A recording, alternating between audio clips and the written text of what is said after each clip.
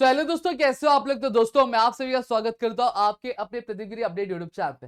दोस्तों यहाँ पे अगर हम बात करें तो आज की इस वीडियो में मैं आपको पूरा का पूरा जो नॉवल है वन शॉट क्या कवर करके क्या देने वाला हूँ। अब यहाँ पे एक चीज बात करूं तो ऑलरेडी मैंने कई सारे वन शॉट्स बनाए हैं। मैंने ग्रामर का पूरा वन शॉट बना दिया आपके लिए, अप्रिसिएशन का वन शॉट बना दिया, राइटिंग स्किल का बना दिया, और आज ये नॉवल का मैं बना रहा हूँ। अगर आप नीचे कमेंट करोगे तो आप एक ऐसी वीडियो में जहां पे लेने वाला हूं जहां पे पैसेज कैसे सॉल्व करना है, समरी कैसे लिखनी है, माइंड मैपिंग कैसे लिखना है, पूरा का पूरा ऑल इन वन।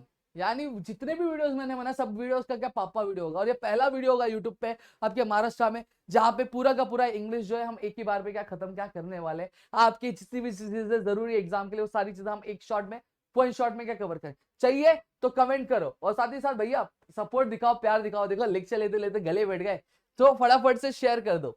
अब आज के इस वीडियो में चलो एक एक करके हम लोग कवर करेंगे। नॉवल ऑलरेडी पता है आपको कि 4 नॉवेल्स है, तो मैं इस सब में टाइम वेस्ट नहीं करूंगा आपका, ठीक है। अब थोड़ा सा फास्ट फॉरवर्ड होगा, इतना डिटेल नहीं होगा, जितनी चीज जरूरी है मैं उस पर फोकस करूंगा, ठीक है।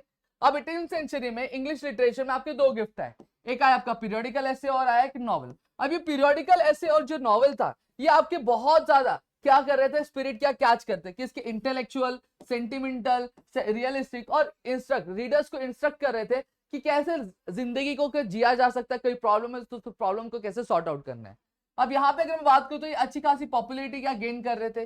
साथ ही साथ अगर मैं बात करूं तो ये इसको लोग पढ़ना बहुत ज्यादा क्या पसंद कर रहे थे। और आज अगर मैं बात करूं तो आज ये दुनिया का सबसे बोलते ना सबसे पढ़ा जाने वाला क्या लिटरेरी जर्नल है, जिसको हम लोग क्या नॉवल क्या बोलते हैं, ठीक है। अब एक एक चीज ध्यान में रखना। अब मीनिंग क्या है, जो आपका नॉवल है इसका मतलब क्या होता है, एक बेसिकली एक ऐसी किताब जो बहुत मोटी होती है और उसमें एक फिक्शन कहानी क्या लिखी हुई रहती है, ऐसी मतलब इमेजिनरी कहानी क्या लिखी रहती है, ठीक है। अब नॉवेल आपका ये जो इंग्लिश वर्ड है ये आया कौन से वर्ड से, ये आपके डिराइव हुआ वर्ड नोवेला से, जो कि एक इटालियन वर्ड है। नोवेला का मतलब क्या होता है, न्यू। क्वेश्चन आएगा एग्जाम में कि the English word novel is derived from the dash word which means dash, तो आपको ये लिखना रहेगा, ठीक है। फिर अब आपको नॉवेल के बारे में कौन सी चीजें नहीं भूलनी है, देखो सबसे पहला क्या है, आप नॉवेल क्या करता है, हर एक चीज को डिटेल में क्या करता है आपका समझाता है। फिर उसके बाद आप जब नॉवेल पढ़ोगे तो आपको ऐसा लगेगा कि ये जो सिचुएशन है ये सिचुएशन आपके सामने हो रही है, आपकी आंखों के सामने हो रही है, इतना डिटेल क्या इंफॉर्मेशन क्या देते हैं। फिर साथ ही साथ अगर मैं बात करूं जितने भी ड्रामा होते हैं, पोइट्री होती है, उन सभी को समझने के लिए हमें एक बोलते ना एक तरह का माइंडसेट चाहिए रहता है। बट हम जब नॉवल पढ़ते हैं तो बहुत इजी लैंग्वेज में लिखा रहता है, कोई भी बंदा इजिली क्या समझ सकता है अगर हम पोइट्री और ड्रामा के कंपैरिजन में कंपेयर करें तो। साथ ही साथ अगर मैं बात करूं तो आज अगर मैं बात करूं तो मॉडर्न एरा में जो सबसे ज्यादा लोग लिखना और पढ़ना पसंद करते हैं वो आपका नॉवल क्या पढ़ना पसंद करते हैं। और नॉवल ऐसा नहीं कल परसों में पैदा हुआ है, नॉवल को पैदा हुए 200 साल हो गए भाई। 200 साल पुरानी क्या इसकी इतिहास है। आज 21st सेंचुरी चल रही है, मैं कभी चालू हुआ था 18th सेंचुरी में चालू हुआ था, 2000 साल हुआ कि नहीं हुआ। तो ये इट एज एन इंपॉर्टेंट आपको ऑब्जेक्टिव में क्या पूछा जा सकता है। अब प्रीकर्सर में अगर मैं बात करूं तो अब नॉवेल आने से पहले कुछ चीज था क्या, हाँ था ना, क्या था, ग्रीक रोमांसेस था। Greek romances collection of tales, ये थोड़ा सा टीम ने बनाते टाइम पता नहीं क्या सोच के कलर जो है इस तरह से कर दिया, आपको दिख रहा होगा मेरे ख्याल से, नहीं होगा तो मैं दूसरा पीपीटी डाल दूंगा, वो ज्यादा कलरफुल है, इन लोगों ने कलर कर दिया, इसको कलर नहीं किया, ठीक है। अब यहाँ पे अगर मैं बात करूं तो ये ग्रीक रोमांसेस नाम से सुनने में आ रहा है हमें कि यहाँ पे प्यार मोहब्बत वाली चीजों की बात होती थी कि प्यार किया कैसे जाता है, एक मोहब्बत की कैसे जाती है, उस चीज के बारे में यहाँ पे क्या बताया जा रहा है। साथ ही साथ अगर मैं बात करूं तो ये कहीं ना कहीं जो क्रिएटिव राइटिंग है, क्या क्रिएटिव राइटिंग मतलब अगले 100 साल तक, अगले 100 साल तक जो लोग सबसे ज्यादा जो पढ़ना पसंद करते थे वो क्या पढ़ते थे, ग्रीक रोमांसेस पढ़ना क्या बहुत ज्यादा पसंद करते थे। अब कुछ फेमस आपके ग्रीक रोमांसेस कौन से, वर्गिल्स इकोलॉग्स याद कर लो, क्या वर्गिल्स इकोलॉग्स। फिर मैलोरीज मोटे द ऑथर, मैलोरी की क्या बुक का नाम मोटे द ऑथर, और जियोफ्रे चौसस द कैंटरबरी टेल्स, इसको 3 से 4 बार रीड करो, देखो आपको आने लगेगा। फिर क्या आता है, दुनिया का सबसे पहला नॉवल का नाम क्या था, मुरासाकी शिकिबु टेल ऑफ जेंजी, याद कर लो, मुरासाकी शिकिबु टेल ऑफ जेंजी, जो कहां पे कभी कौन से ईयर में पब्लिश हुआ था, ईयर 1010 में क्या पब्लिश किया हुआ था। अब यूरोप की बात करेंगे, यूरोप में अगर मैं बात करूं तो यूरोपियन जो नॉवल है, ठीक है, वो उसकी जो शुरुआत किससे हुई, आपके नॉवल जिसका नाम था डॉन क्विक्साइट, जो लिखा किसने था, एक स्पेनिश राइटर ने क्या लिखा था, ठीक है, जिसका नाम क्या था, मैगल डे सर्वेंटेस क्या नाम था। अब यहाँ पे अगर हम लोग आगे बात करें तो पब्लिश कितना पार्ट में हुआ था, 2 पार्ट में क्या हुआ था, ये पब्लिश हुआ था। अब 18th सेंचुरी में हमने देखा क्या आई थी, दो चीजें आई थी। अब 18th सेंचुरी के लेटर हाफ में अब अगर हम बात करें तो और भी कुछ चीजें आई थी। क्या आई थी वो, चलो देख लेते हैं। सबसे पहले न्यूज़पेपर और क्या मैगजीन भी यहाँ पे क्या सामने चलकर आया था। अब यहाँ पे अगर मैं बात करूं तो ये न्यूज़पेपर और मैगजीन को सबसे ज्यादा जो मिडिल क्लास के जो बंदे थे वो पढ़ना बहुत ज्यादा क्या पसंद किया करते थे। मैं जानता हूं मैं थोड़ा ब्लू ब्लू हो गया हूं, ये कलर है, कलर की वजह से, ठीक है। क्यों, क्योंकि कहीं ना कहीं अगर मैं बात करूं तो ये मिडिल क्लास के लोग थे, इनको प्यार मोहब्बत ट्रेजेडी विजेडी में क्या ये रिलेट नहीं कर पाते थे, इस वजह से इंटरेस्ट नहीं होता है। हम बोलते हैं जिस चीज से हम कनेक्ट नहीं हो पाते उससे हम उसमें हमें इंटरेस्ट रहता है क्या, नहीं रहता है। क्लियर हो गया। और वहीं पे अगर मैं बात करूं तो अब यहाँ पे जो नॉवेल है वो मिडिल क्लास के लोग नहीं पढ़ते थे, लेकिन जो अपर क्लास के लोग थे जिनके पास पैसा था सब कुछ था वो इस नॉवेल को क्या पढ़ा क्या करते थे और इनका इंटरेस्ट भी अच्छा खासा था। अब नॉवेल को लगने लगा भाई ऐसा थोड़ी ना चलेगा, सबको पढ़ना चाहिए, मुझे तो मुझे मुझे मेरी मैं हर किसी की पसंद होनी चाहिए। तो अब इस वजह से अब नॉवेल में एक नए तरीके का आइडिया क्या सामने चल करके आने लगा। अब यहाँ पे अगर मैं बात करूं तो एक नया टाइप का लिटरेचर था जो सामने चल के आया, जो नए नए आइडियाज क्या कर रहा था, एक्सप्रेस कर रहा था और कैरेक्टराइज कर रहा था। अब यहाँ पे कैरेक्टराइज क्या था, अब यहाँ पे अगर मैं बात करूं जो चीजें असली में मतलब जो प्रॉब्लम्स होती थी, जो गलत चीजें हो रही थी मिडिल क्लास वाले लोगों के साथ, वो सारी चीजों को डिनोट करता था और प्यार मोहब्बत वाली चीजों को डिनोट नहीं करता था। समझ में आ गया, प्यार मोहब्बत वाली चीजों को टाटा बाय बाय बोल दिया था। अब यहाँ पे अगर मैं बात करूं तो आपका एंथुसियाज्म, पैशन, रोमांस ये सब नॉवल में से अब क्या हो गया था, गायब क्या हो गया था। अब आगे बात करेंगे, ये भाई सब कलर वैसे डाल के।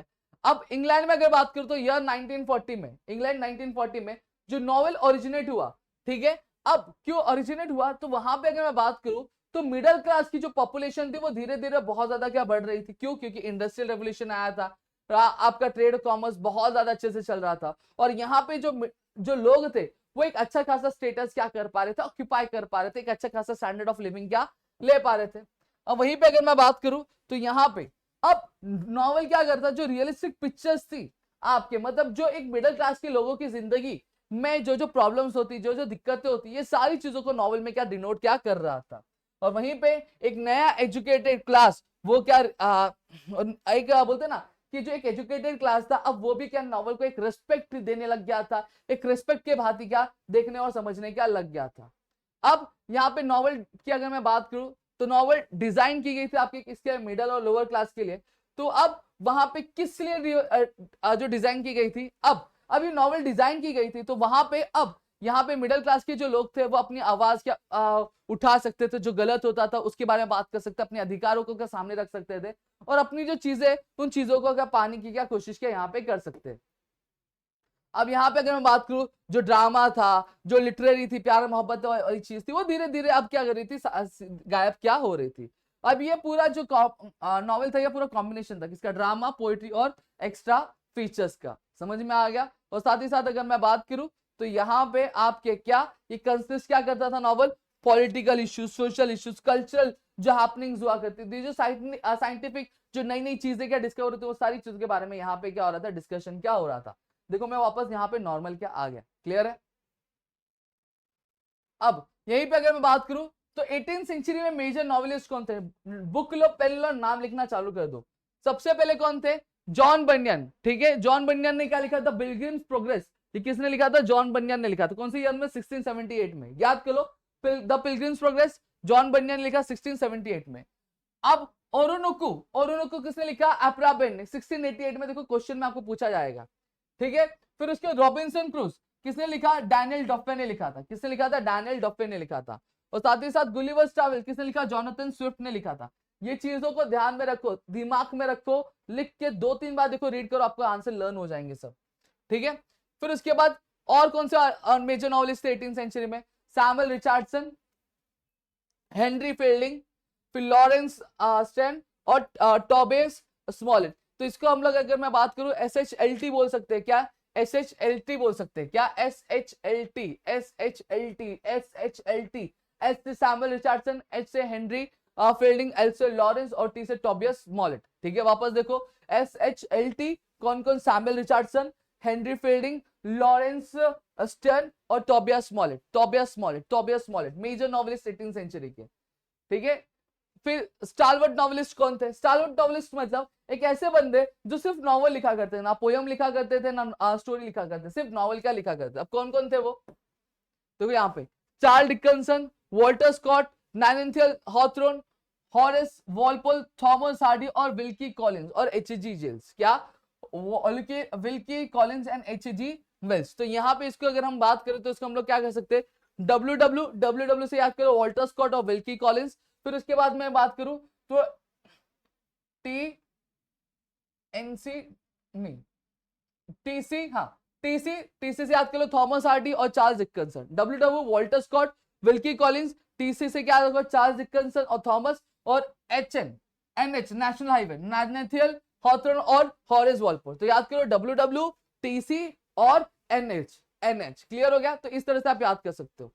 अब यहाँ पे अगर मैं बात करूं तो मेजर नॉवलिस्ट 20th सेंचुरी के कौन कौन थे, देखो E.M. फोस्टर, जॉन जॉयस, फिर जोसेफ कॉनराड, फिर हेनरी जेम्स, फिर उसके बाद जॉर्ज ऑरवेल, फिर उसके बाद ग्राम ग्रेन, फिर आपका D.H. लॉरेंस और विलियम गोल्डिंग, और यहाँ पे एंथनी बर्गेस। अब ये कुछ नाम है, आपको रीड कर लेना है। अब यहाँ पे अगर मैं बात करूं तो इन्होंने क्या किया, अब नॉवल को एक नए अलग ही मुकाम पे लेकर गए। क्या, अब ये क्या, मॉडर्न टॉपिक्स जो थे, जो चल रहे थे, मॉडर्न इश्यूज थे, वो सभी को क्या लिखना चालू किया।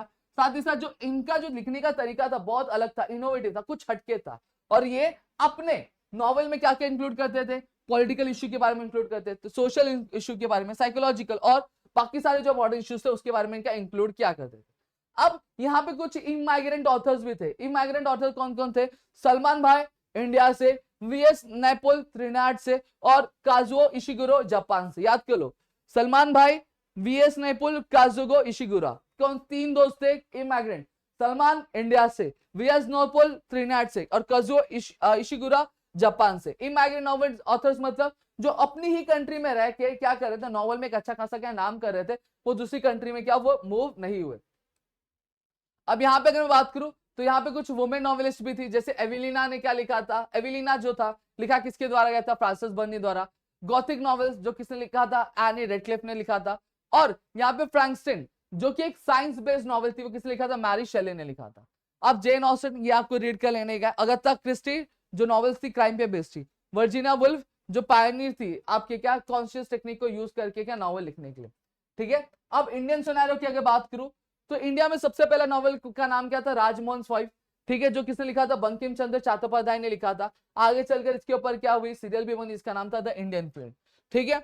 अब यहाँ पे अगर मैं बात करूं तो ये इंडियन नॉवेलिस्ट कौन से टॉपिक्स पे लिखा करते थे, इनके जो नॉवेल्स हुआ करते थे नेशनलिस्टिक वर्च्यूज के हुआ करते थे और सोशल इश्यूज का इंक्लूड करते थे। नेशनलिस्टिक वर्च्यूज मतलब क्या हो गया, जहां पर वो नेशन से जुड़ी हुई जो चीजें थी उसके बारे में लिखा करते थे, और साथ ही साथ जो सोसाइटी में प्रॉब्लम वो फेस किया करते थे उसके बारे में वो लिखा करते। अब तीन तिगाड़ा काम बिगड़ा। अब ऐसे कौन तीन लोग थे जिन्होंने सबकी हालत खराब करके रखी थी, कौन कौन थे, मुल्कराज आनंद, आर.के. नारायण और राजा राव। ठीक है। अब यहाँ पे अगर मैं बात करूं तो यहाँ पे अब कुछ लोग ऐसे भी थे जो इंडिया में नॉवेल्स की जो बोलते ना कि नाम जो और ऊंचा किया, कौन कौन था, अनिता देसाई, नयनतारा सहगल, अरुण जोशी, मनोहर और मालगांवकर। ठीक है। अब यहाँ पे कुछ ऐसे भी थे जिन्होंने एक नए तरीके से क्या लिखा, बेटर कंडीशन में क्या बेटर तरीके से क्या इंग्लिश नॉवल लिखा, अमिताभ घोष, विक्रम सेठ और उपमन्यु चैटर्जी। अब कुछ नॉवेलिस्ट ऐसे भी थे जिन्होंने बहुत अच्छा परफॉर्मेंस दिया, बहुत अच्छे नॉवल लिखे। नाम क्या है, सलमान रुश्दी, अरविंद अडिगा, अरुंधति रॉय, किरण देसाई और किरण नागरकर। अब यहाँ पे देखो ये कुछ एलिमेंट्स दिए, ये आप रीड भी कर लोगे तो भी आपको समझ में आ जाएगा। मैं बता देता हूँ, नॉवेला आपकी इटालियन वर्ड नॉवेल से क्या आया है, जिसका मतलब क्या होता है आपका प्रोज या फिर फिक्शन। ठीक है। अब यहाँ पे कुछ नाम दिए, the heart of darkness, the turn of screw और बिल्ली बर्ड, जो कि आपके क्या नॉवेलाज है। अब यहाँ पे 6 एलिमेंट्स नॉवेल के। सबसे पहला थीम, बेसिकली स्टोरी क्या आपकी वो, प्लॉट क्या क्या अलग अलग ट्विस्ट आते हैं उसके बारे में बता। सिंपल प्लॉट मतलब एक ही प्लॉट आता है, कॉम्प्लेक्स प्लॉट मतलब अलग अलग क्या मोड आते हैं उसको बोलते हैं। कैरेक्टर बट ऑब्वियस सी बात है, जो मेन रूल्स होते हैं उसको हम लोग बोलते हैं कॉन्फ्लिक्ट, एक हीरो और एक विलन। ठीक है। दोनों के जो व्यूज है वो अलग अलग है, दोनों के जो व्यूज है वो अलग अलग है, दोनों क्या कर रहे हैं, एक दूसरे के लिए क्या लड़ रहे। ठीक है। लैंग्वेज स्टाइल किस तरह, किस टेक्निक की तरीके से चीजें क्या यूज की जाती। रियलिस्टिक नॉवल मतलब क्या होता है, जब आपके जो सोशल इश्यूज होते हैं, जो रियल इश्यूज के बारे में इंक्लूड करते हैं उसको हम लोग रियलिस्टिक नॉवल बोलते हैं। आपके अपीयरेंस नॉवल मतलब क्या होता है, अगर मैं बात करूं एक ऐसा नॉवल जो कहीं ना कहीं आपके प्रोटैगनिस्ट, ठीक है, उसके बारे में क्या बताता है, ठीक है, एपिसोड के फॉर्म में। अब हिस्टोरिकल नॉवल बट ऑब्वियसली बात है हिस्ट्री के बारे में बताएगा। अब यहाँ पे अगर मैं बात करूं एपिस्टोलरी नॉवल मतलब क्या होता है, आपने कुछ कुछ होता है देखा होगा, जहाँ पे राहुल की जो बेटी है अंजलि लेटर पढ़ती है और उसी में आधी से आधी पिक्चर क्या खत्म हो जाती है, तो इसको एपिस्टोलरी नॉवल बोलेंगे। गॉथिक नॉवल की अगर मैं बात करूं, जो mystery, horror, thriller, supernatural powers, इसके बारे में बताते हैं। ऑटोबायोग्राफिकल नॉवल क्या हो गया, जहाँ पे किसी पर्टिकुलर एक पर्सन की ऑटोबायोग्राफी जो होती है, जैसे मैरी कॉम हो गया, भाग मिल्खा भाग हो गया, MS धोनी हो गया, ये सारी चीजें क्या हो गया ऑटोबायोग्राफिकल। साइकोलॉजिकल नॉवल क्या होता है, जहां पर एक बंदा साइकोलॉजिकल इल होता है और उसी के अंदर बहुत सारी स्टोरी चलती थी, उससे रिलेटेड होता है, तो उसको हम लोग साइकोलॉजिकल नॉवल। एलर्जोरिकल नॉवल मतलब क्या होता है, जहां पर एक नॉवल का एक से ज्यादा मीनिंग क्या निकलता है, ठीक है। फिर उसके बाद आपका क्या उटोपियन और डायस्टोपियन नॉवल क्या होता है। उटोपियन और डायस्टोपियन नॉवल मतलब बेसिकली आपकी एक ऐसी स्टोरी जो कि इमेजिनरी सोसाइटी एग्जिस्ट करता है। आपने साइंस फिक्शन मूवी देखी होंगी, जैसे डोरेमोन, डोरेमोन की एक बोलते ना कि ये जिंदगी सच में है क्या, ऐसे रोबोट सच में क्या, नहीं, क्योंकि इमेजिन एक कल्पना है, ठीक है। स्ट्रीम ऑफ कॉन्शियसनेस, अब यहाँ पे अगर मैं बात करूं तो स्ट्रीम ऑफ कॉन्शियसनेस मतलब क्या, जहाँ पे एक थॉट्स होते हैं, जो इंसिडेंट्स होते हैं वो एक के बाद क्या प्लॉट किए जाते हैं। और फिर लास्ट में क्या आता है आपका बिल्डिंग्स फ्रॉम नॉवल, यहाँ पे ये क्या इंडिकेट करता है, आपका ग्रोथ इंडिकेट करता है, जहाँ पे शुरुआत में कुछ नहीं होता है, लेकिन आपका जैसे जैसे नॉवल खत्म होता है वहां पे जो बंदा होता है वो बहुत बड़ा इंसान क्या बन जाता है, ठीक है। अब देखो यहाँ पे, अब मैंने क्या बताया आपको, अब आपको बुक के नाम याद कर, देखो मैंने ओरोनुक्कू बताया, तो ओरोनुक्कू का आंसर क्या है, अपराबेन है, देखो यहाँ पे, ठीक है। फिर द हार्ट ऑफ डार्कनेस मैंने बताया जोसेफ कॉनरेड ने लिखा। फ्रैंकस्टीन ने क्या लिखा था, मैरी शेली लिखा गया। द पिलग्रिम्स प्रोग्रेस किसने लिखा था, जॉन बन्यान ने लिखा था। देखो ये बुक्स के नाम आपको एग्जाम में ऐसे क्वेश्चन आ सकते हैं। फिर देखो यहाँ पे वापस आ गया पिरासिक नॉवल, अब भी मैंने बताया था पिरासिक नॉवल क्या इंडिकेट करता है। पिरासिक नॉवल बेसिकली जो एडवेंचर होता है प्रोटैगनिस्ट का, मतलब जो हीरो का, उसके बारे में इंडिकेट करता है। एलोलॉजिकल नॉवल क्या इंडिकेट करता है, जो आपका जो सरफेस मीनिंग होता है, जिसका एक से ज्यादा क्या मीनिंग होता है, उसको हम लोग बोलेंगे। हिस्टोरिकल नॉवल क्या बोलता है, जो पहले क्या ऐसी घटना जो पहले ही हो चुकी है। और बिल्डिंग्स मैन नॉवल क्या होता है, जो कहीं ना कहीं आपका एक ग्रोथ दिखाता है कि इंसान का, कि पहले वो ऐसा था फिर बाद में वो ऐसा बन गया। क्लियर हो गया। फिर यहाँ पे मुरासिकी शिकुबू, ठीक है, tale of Genji, bird obviously बात है इसका आंसर है।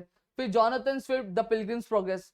जॉन बुनियान अभी हमने देखा था क्या, आपका पिलग्रिम्स प्रोग्रेस, ठीक है। फिर उसके बाद बंकिम चंद्र चट्टोपाध्याय, राजमोहन स्वाइफ। क्लियर हो गया। तो इस तरह से आपको क्वेश्चन क्या आएंगे एग्जाम में। Pick the one odd word out, ठीक है, find the odd man out है, pick the word odd word out, ये से बोलेंगे हम लोग। तो यहाँ पे अमित घोष, विक्रम सेठ, हेनरी फील्डिंग, अमिता देसाई। तो यहाँ पे एक भाई हेनरी फील्डिंग बाहर के। Plot, novella, setting, thing, novella आपका आंसर आएगा। Place, time, climate, epistolary, epistolary आपका आंसर आएगा। फिर हॉरर, मिस्ट्री, पिरासिक और थ्रिलर, पिरासिक आपका आंसर है। Joseph Conrad, Graham Greene, Daniel Defoe और एंथोनिस बर्स्के, तो डैनियल डॉफे आपका आंसर है। The turn of the screw, अप्राबेन, राजमोहन भाई और जेने, द टर्न ऑफ द अप्राबेन, ठीक है। ये आंसर मैं कंफर्म करता हूं एक बार, ठीक है। ड्रामा, नॉवेल, साइकोलॉजिकल और पोइट्री, साइकोलॉजी। फिर उसके बाद mystery, style, conflict, character, mystery. तो इस तरह के क्वेश्चंस आपको एग्जाम में पूछे क्या जा सकते हैं। अब देखो फिल इन द ब्लैंक्स है। यहाँ पे the novel as a literature has a history of about 2000 years, मैंने अभी ऑलरेडी आपको पहले ही बताया। फिर the new literature written in the 18th century was characterized by the spirit of realism, मैंने ऑलरेडी बताया। In dash novel the surface meaning is different from the symbolic novel, अभी हमने देखा कहां पे, एलोलॉजिकल नॉवल में देखा। फिर dash has coined the phrase stream of consciousness, आपके विलियम जेम्स में। Novels with the elements of horror, bloodshed and mystery are called realistic, gothic और साइकोलॉजिकल, आपका gothic. The German word building some indicate the growth.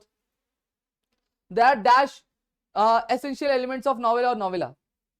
बड़ा obviously बात है 6। तो देखो इस तरह के क्वेश्चन आपको एग्जाम में क्या पूछे जा सकते हैं। The struggle between the opposite force in the story is conflict. The word novella originated from the dash word novella, a type of prose fiction, आपका Italian. The psychological novel presents the dash of the protagonist, professional, social life, internal life. The word utopia possesses the best quality, worst quality, ideal qualities or unequal qualities, ideal qualities. In 18th century, the middle class could get the time for reading and discussing the novel because of the dash, the spread of machines, क्योंकि वहां पे क्या आ गया था, आपका revolution आ गया था।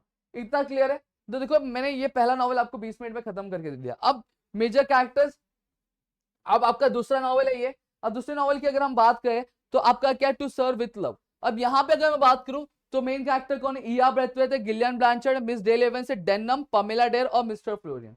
ठीक है, मिस्टर फ्लोरियन स्कूल के हेडमास्टर है। आगे बात करते हैं, देखो अब यहाँ पे अगर बात करूं टू सर्व विथ नॉवल, ये एक ऑटोबायोग्राफिकल नॉवल है जो कि लिखा गया था ईआ ब्रैथवेट द्वारा। कहां पे? 27 जनवरी से लेकर 12 दिसंबर 2016 तक इनकी पूरी क्या थी, ये था लाइफ स्पैन था।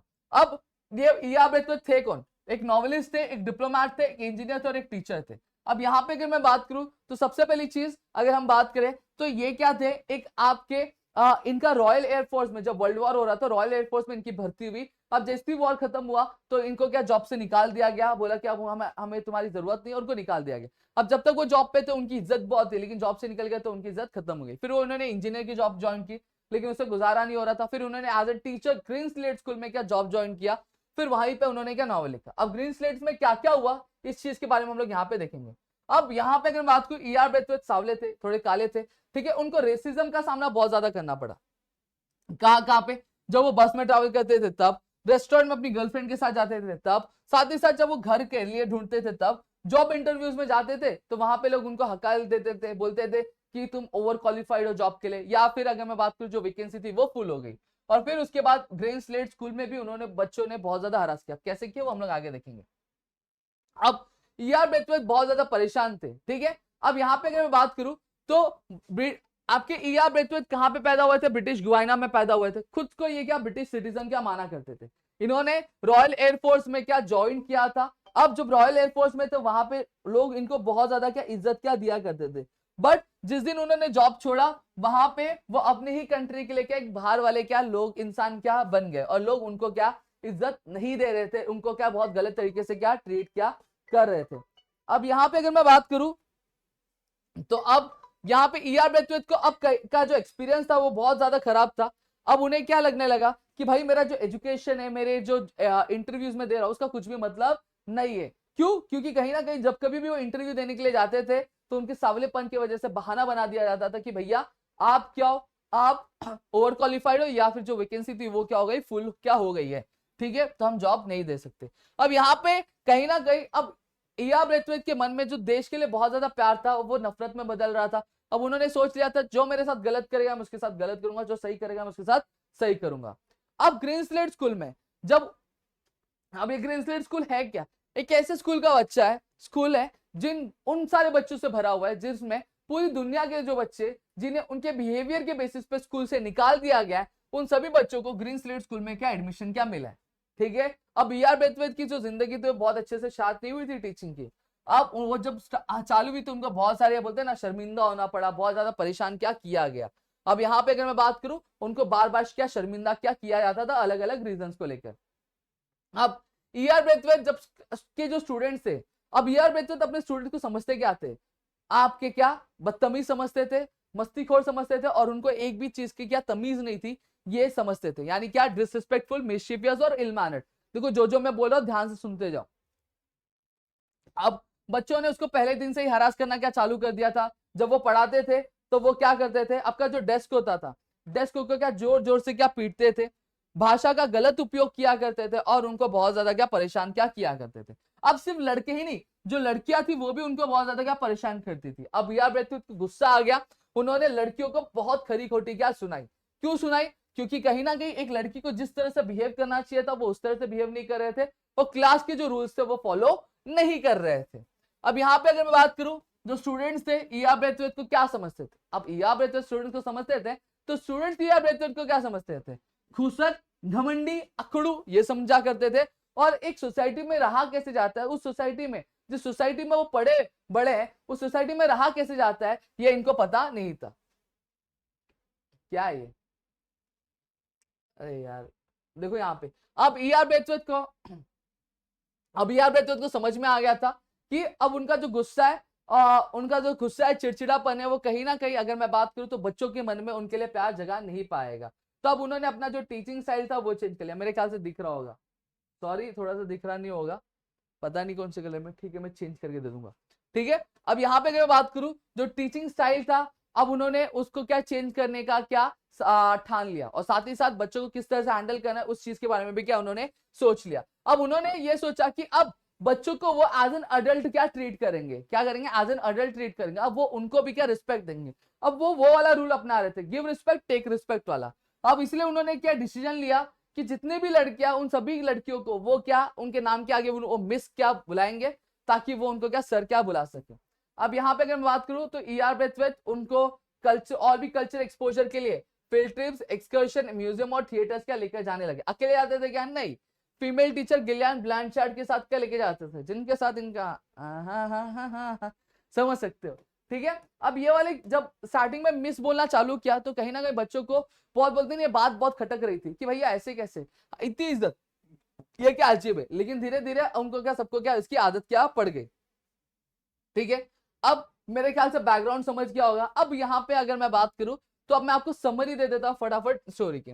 अब आपके ग्रीन स्लेट स्कूल जो है वहां पे क्या हुआ करता था, वहां पे हाफ ईयरली का रिपोर्ट क्या सबमिट करते थे स्टूडेंट काउंसिल, ठीक है, कि उन्होंने हाफ ईयरली में क्या क्या चीजें पढ़ी, वो सभी को वो ऑडिटोरियम में जाके सभी जो फैकल्टीज हुआ करते थे, बाकी सारे जो स्टूडेंट्स हुआ करते थे स्कूल में, उसके सामने क्या करते थे, वो आज सबमिट क्या किया करते थे। अब यहाँ पे अगर मैं बात करूं तो अब यहाँ पे एक दिन आ गया 15 नवंबर, क्या 15 नवंबर को क्या रिपोर्ट क्या सबमिट किए करने वाले थे, ये ऑर्गेनाइज किया गया था। अब ई आर ब्रेथवेट, ठीक है, कि जो क्लास रिप्रेजेंटेटिव थे, उन्होंने पूरा जो काम था वो बहुत अच्छे से क्या किया था, मैनेज क्या करके क्या रखा था। अब यहाँ पे अगर मैं बात करूं कि वहां पे वो क्या बताने क्या वाले थे कि उन्होंने क्या क्या पढ़ा है, अलग अलग लोगों के बारे में, अलग अलग कल्चर के बारे में, अलग अलग कस्टम्स के बारे में, और क्या क्या इंपॉर्टेंस है, क्या बोलते हैं ना, आवश्यकता एक इंटरनेशनल और एक इंटररेशियल कॉपरेशन का, उसके बारे में। अब मिस जोसेफ और डेनम जो कि ई आर ब्रेथवेट के स्टूडेंट थे, वो क्या कर रहे थे, मीटिंग को क्या आगे क्या बढ़ा रहे थे। अब ये जोसेफ और डेनम क्या थे, आपके बीच में मिस्टर फ्लोरियन कौन थे, स्कूल के हेडमास्टर थे। स्कूल के हेडमास्टर स्टेज में बीच में बैठे, बाजू में जोसेफ बैठी है और बाजू में डेनम क्या बैठे हुए। अब सभी लोग जब बैठ गए तो मिस्टर फ्लोरियन गए, मिस्टर फ्लोरियन जाके उन्होंने अपनी क्या स्पीच क्या दी, लेंदी स्पीच दी, जैसा हर एक हेडमास्टर क्या करता है स्कूल का, ठीक है, जहां पे उन्होंने स्कूल के क्या कुछ तारीफें भी की, जहां जरूरी था वहां पे उन्होंने बताया कि ये चीजें हमें इंप्रूव करनी, ये सारी चीजों को हमें सुधारना है। क्लियर है। अब हर एक क्लास जो थी अब एक एक करके अपनी रिपोर्ट क्या कर रही थी, सबमिट कर रही थी। अब यहाँ पे जोसेफ आई, जोसेफ ने बताया कि अब एक एक क्लास आएगी, अपनी रिपोर्ट क्या सबमिट करेगी, और हर एक क्लास से हमने क्या एक एक सब्जेक्ट रिप्रेजेंटेटिव क्या चुना हुआ है कि जो एक सब्जेक्ट को क्या करेगा, बताएगा कि क्या क्या चीजें क्या हुई थी। फिर जैसे हर एक क्लास खत्म हो जाएगा तो एक टीचर का पैनल क्या बुलाया जाएगा, और टीचर का पैनल बुला के हम क्या करेंगे, उन टीचर से क्वेश्चंस करेंगे स्कूल के बिहाफ पे, स्टूडेंट्स के बिहाफ पे, कि स्कूल में ऐसी ऐसी चीजें हो रही तो वो क्यों हो रही। क्लियर हो गया। अब यहां पे अगर मैं बात करूं तो अब जो क्लास था वो स्टार्ट हो गया। अब कहीं ना कहीं अगर मैं बात करूं तो जो सबसे छोटी क्लास थी वो पहले आ रही थी, फिर धीरे धीरे बड़े बड़े क्लास की आ रही थी। अब सबसे पहले 12 साल के उम्र के जो बच्चे थे स्कूल के, वो आए, उन्होंने अपने रिपोर्ट सबमिट किया। हालांकि वो बहुत ज्यादा शर्मा रहे थे, बोलते ना कि ये कर रहे थे, बोलते हिचकिचा रहे थे, लेकिन कहीं ना कहीं उन्होंने वो चीज क्या बहुत अच्छे से क्या मैनेज क्या कर ली थी, ठीक है। फिर अगर मैं बात करूं, अब ई आर ब्रेथवेट की जो क्लास थी सबसे लास्ट क्लास थी, तो वो सबसे लास्ट में क्या प्रेजेंट करने वाले थे। अब एक एक करके क्या सारे जो रिपोर्ट से सबमिट किया जा रहे थे। अब फिर ई आर ब्रेथवेट की क्लास का क्या टाइम क्या हो गया। अब मिस जोसेफ ने सबसे पहले क्या शुरुआत की। अब वहां पे अगर मैं बात करूं, उन्होंने बात क्लैरिफाई कर लिया कि हम जितने भी सब्जेक्ट्स कर रहे हैं वो कहीं ना कहीं उसका जो मेन टॉपिक है, मेन जो इल्यूशन, वो क्या इंटरडिपेंडेंसी है, क्या इंटरडिपेंडेंसी है मैनकाइंड का, कि किस तरह से एक इंसान एक दूसरे पे क्या निर्भर है। फिर डेनम आया लिस्ट लेकर, और उन्होंने जितने भी बच्चे आने वाले थे, क्या जितने भी बच्चे आने वाले थे आपके रिप्रेजेंट करने के लिए, उनका नाम लिया। पॉटर जो कि आपके मैथ्स के फील्ड में बात करने, मिस पेग और जैक्सन जो ज्योग्राफी के फील्ड में बात करने वाला था, फॉरमैन जो आपका जो सब्जेक्ट था फिजियोलॉजी का, उसके बारे में क्या बताने वाला था। और यहीं पे फॉरमैन जब आया तो भाई ने क्या कर दिया, पूरा तहलका क्या मचा दिया, ठीक है। बंदा स्टेज पे गया, स्टेज पे जाने के बाद उसने इशारा किया तो दो लोग आए, ठीक है, दो लोग क्या स्केलेटन लेकर आए, बीच में क्या लटका हुआ, और वो जो स्केलेटन था लटका हुआ था तो गोल गोल गोल क्या घूमने लगा, तो सभी जोर जोर से क्या हंसने लगे, ठीक है। अब यहाँ पे अगर मैं बात करूं तो उन्होंने बताया, तब जब वो बोलने लगे तो लोग क्या हो गए, हक्का बक्का रह गए। अब फॉरमैन ने बोला कि मैं ये एक बता दूं कि ये जो है स्केलेटन है, ये एक फीमेल स्केलेटन है। अब लेकिन ये नहीं मुझे पता ये चाइनीज है कि अमेरिकन है कि क्या है, ये मुझे नहीं पता, लेकिन ये एक फीमेल है। तो लास्ट में उन्होंने कंक्लूड किया कि हम सभी क्या है, एक जैसे, हम कोई भी अलग नहीं है। फिर मिस डॉट का रिपोर्ट आया हिस्ट्री के ऊपर, फिर मिस जोसेफ ने क्या डोमेस्टिक साइंस पे क्या रिपोर्ट क्या सबमिट किया अपना। क्लियर हो गया। फिर डेनम अब डेनम की बारी आई, डेनम ने बहुत अच्छा बोला और डेनम ने पूरा के पासा पलट किया। डेनम भाई रॉक और बाकी सब शॉक। उन्होंने पीटी सब्जेक्ट को क्या बहुत ज्यादा क्या क्रिटिसाइज किया। उन्होंने बोला कि जो पीटी का जो पीरियड होता है वो किसी का कुछ मतलब नहीं है, फालतू होता है। 20 मिनट पीटी का किसी भी तरीके से यूजफुल नहीं है। और ये बात कर सुनकर जो बाकी सारे बच्चे थे बहुत ज्यादा क्या खुश क्या हो गए थे और जोर जोर से क्या चिल्ला रहे थे। अब यहां पे अगर मैं बात करूं तो वहां पे अब सारे जो प्रेजेंटेशन था वो खत्म हो गया। अब उसके बाद हाथ लिया गया, कुछ बच्चों को बुलाया गया, टीचर का नाम लिखा गया और चीट क्या डाल दी गई। अब हम लोग राजा रानी खेलते ना, ऐसे ऐसे ऐसे ऐसे क्या हिलाया गया। फिर उस चीट में से क्या किया गया, उसमें से एक एक जो चीट था वो निकाला गया और स्टूडेंट्स और टीचर्स को क्या बुलाया और 3 टीचर सिलेक्ट हुई थी, Mister Weston, Miss Dale Evans और मिस फिलिप्स। और डेनम्स ने क्या इंक्वायरी रखी कि कहीं ना कहीं जो पीटी है वो पीटी का जो पीरियड है ऐसा क्यों बहुत खराब क्यों। और मिस्टर वेस्टर्न बहुत चिढ़ गए क्योंकि कहीं ना कहीं पीटी पीरियड को खराब करने का इनका ही क्या हाथ था। फिर मिस फिलिप्स ने बहुत अच्छा आंसर दिया। हालांकि अगर मैं बात करूं किसी ने अज्यूम नहीं किया था कि जो मिस फिलिप इतना अच्छा आंसर देंगे, लेकिन उन्होंने बहुत अच्छा क्या आंसर दिया। अब यहाँ पे अगर मैं बात करूं तो बेसिकली मैंने एक समरी आपको क्या दे दी। अब देखो अब आंसर आपके लिए बहुत ज्यादा इजी हो जाएगा। अब देखो आंसर द फॉलोइंग क्वेश्चन। पहले क्या है, give the character sketch of E R Braithwaite the narrator. अब यहाँ पे देखो एक एक करके चीजें देखना, ठीक है। अब रिक्की बेरवेट, ईआर ब्रेथवेट क्या थे, एक नरेटर थे जो कि बहुत एक सेंसिटिव पर्सन थे, ठीक है। वो एक ब्लैक मैन थे, मैंने बताया। पोस्ट वर्ल्ड वॉर में वो किसको सर्व करे थे, रॉयल एयरफोर्स को, मैंने बताया, याद करो, ठीक है। फिर उसके बाद अगर मैं बात करूं फिर उन्होंने क्या किया, उन्होंने कोई स्कूल में जॉब मिला, स्कूल का नाम क्या था आपका ग्रीन स्लेट। अब इनिशियली उनके जो स्टूडेंट्स वो बहुत ज्यादा अपसेट थे, ठीक, सॉरी, इनिशियली अगर बात करूं बहुत डिफिकल्ट टाइम था स्टूडेंट्स के साथ उनका। क्यों, स्टूडेंट्स जो थे डिसरिस्पेक्टफुल, इल मैनर्ड और मिशीफियस, मैंने बताया, ठीक है। वो उसको क्या करते थे, हरास क्या किया करते थे, ठीक है। अब यहाँ पे अगर मैं बात करूं तो अपनी टेक्निक्स को यूज करते हुए अब उन्होंने क्या किया, एक नया आइडिया क्या लगाया, क्या अपने स्टूडेंट्स को क्या चेंज करने के लिए, और अपना पेशेंस थोड़ा भी क्या लूज नहीं किया। अब उसके वजह से अब जो स्टूडेंट्स थे कहीं ना कहीं उनमें क्या ट्रांसफॉर्मेशन होने लगा और उनकी जो चीजें थी वो क्या हो गई, चेंज क्या होने लगी। और यहाँ पे और उनके स्टूडेंट्स के बीच में एक अच्छा खासा रिलेशन क्या डेवलप होने लगा। देखो आंसर इजी हो गया, इस तरह से चीजें लर्न करनी है। फिर देखो नेक्स्ट क्वेश्चन क्या है, describe Denham's view on PT and games. अब डेनम ने क्या किया, सीधा सीधा किसको क्रिटिसाइज किया, आपका जो पीटी और गेम्स के लेक्चर का जो पैटर्न था उसको क्रिटिसाइज किया। अब उसने क्या बोला, उसने बोला कि जो स्पेस अवेलेबल है, क्या स्पेस जो अवेलेबल है इस तरह के गेम्स के लिए वो बिल्कुल भी सही नहीं है। जो पीटी का जो पीरियड था, पीटी का जो पीरियड था वो कैसे था, इल कंसिडर, पॉइंटलेस और मोनोटोनस था, मतलब कुछ मतलब नहीं था। अब ये देख सकता था इसका कुछ भी एडवांटेजेस हमें मिलता नहीं है, ठीक है। कहीं ना कहीं एक अच्छे, इससे अच्छा तो एक अच्छा गेम क्या हो जाए जो आपकी इन पीटी और गेम्स का जो पैटर्न चल रहा है उससे लाख गुना क्या अच्छा होगा। अब इसका आइडिया ये था कि जो पीटी एक्सरसाइजेस तब भी एडवांटेज होंगी जब वो डेली बेसिस पर प्रैक्टिस की जाएगी। अगर डेली बेसिस पर प्रैक्टिस नहीं किया जा रहा है तो मतलब नहीं होगा। और सिर्फ पीटी पीटी हफ्ते में 2 बार होता था, वो भी सिर्फ 20 मिनट के लिए होता था, उसका कुछ भी मतलब नहीं है, सिर्फ वेस्ट ऑफ टाइम है। ओनली किड्स, सिर्फ उन्हीं बच्चों को देना चाहिए जिन बच्चों को इस चीज की क्या जरूरत है, उन्हीं बच्चों को क्या पीटी क्या देना चाहिए। या फिर दूसरे और बच्चे जिन्हें है अगर उन्हें पीटी नहीं करना है तो उन्हें क्या दे दो, उन्हें आप गेम्स दे दो, वो अपने हिसाब से गेम्स या फिर दूसरा फुटबॉल वुटबॉल जो खेलना वो क्या खेल सके। दो इस तरह से आंसर लिखना आपको। फिर क्या है, justify to serve with love.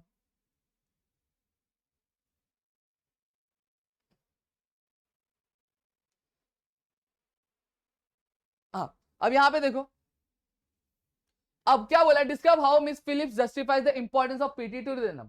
अब इसके लिए आपको सबसे पहले पूरा स्टोरी सुनना पड़ेगा, लेकिन अब आपको थोड़ा बहुत आइडिया है तो आप इसको रीड कर लोगे तो समझ में आएगा। मैं एक्सप्लेन कर देता हूँ। क्या मिस फिलिप ने रिमाइंड किया कि हर एक जो स्कूल में जो सब्जेक्ट डिजाइन किया है इंक्लूडिंग पीटी और गेम्स, ये बहुत ही अच्छे से क्या इंक्लूड किया गया और ताकि स्टूडेंट्स को बहुत सारा क्या बेनिफिट क्या मिल सके इस वजह से।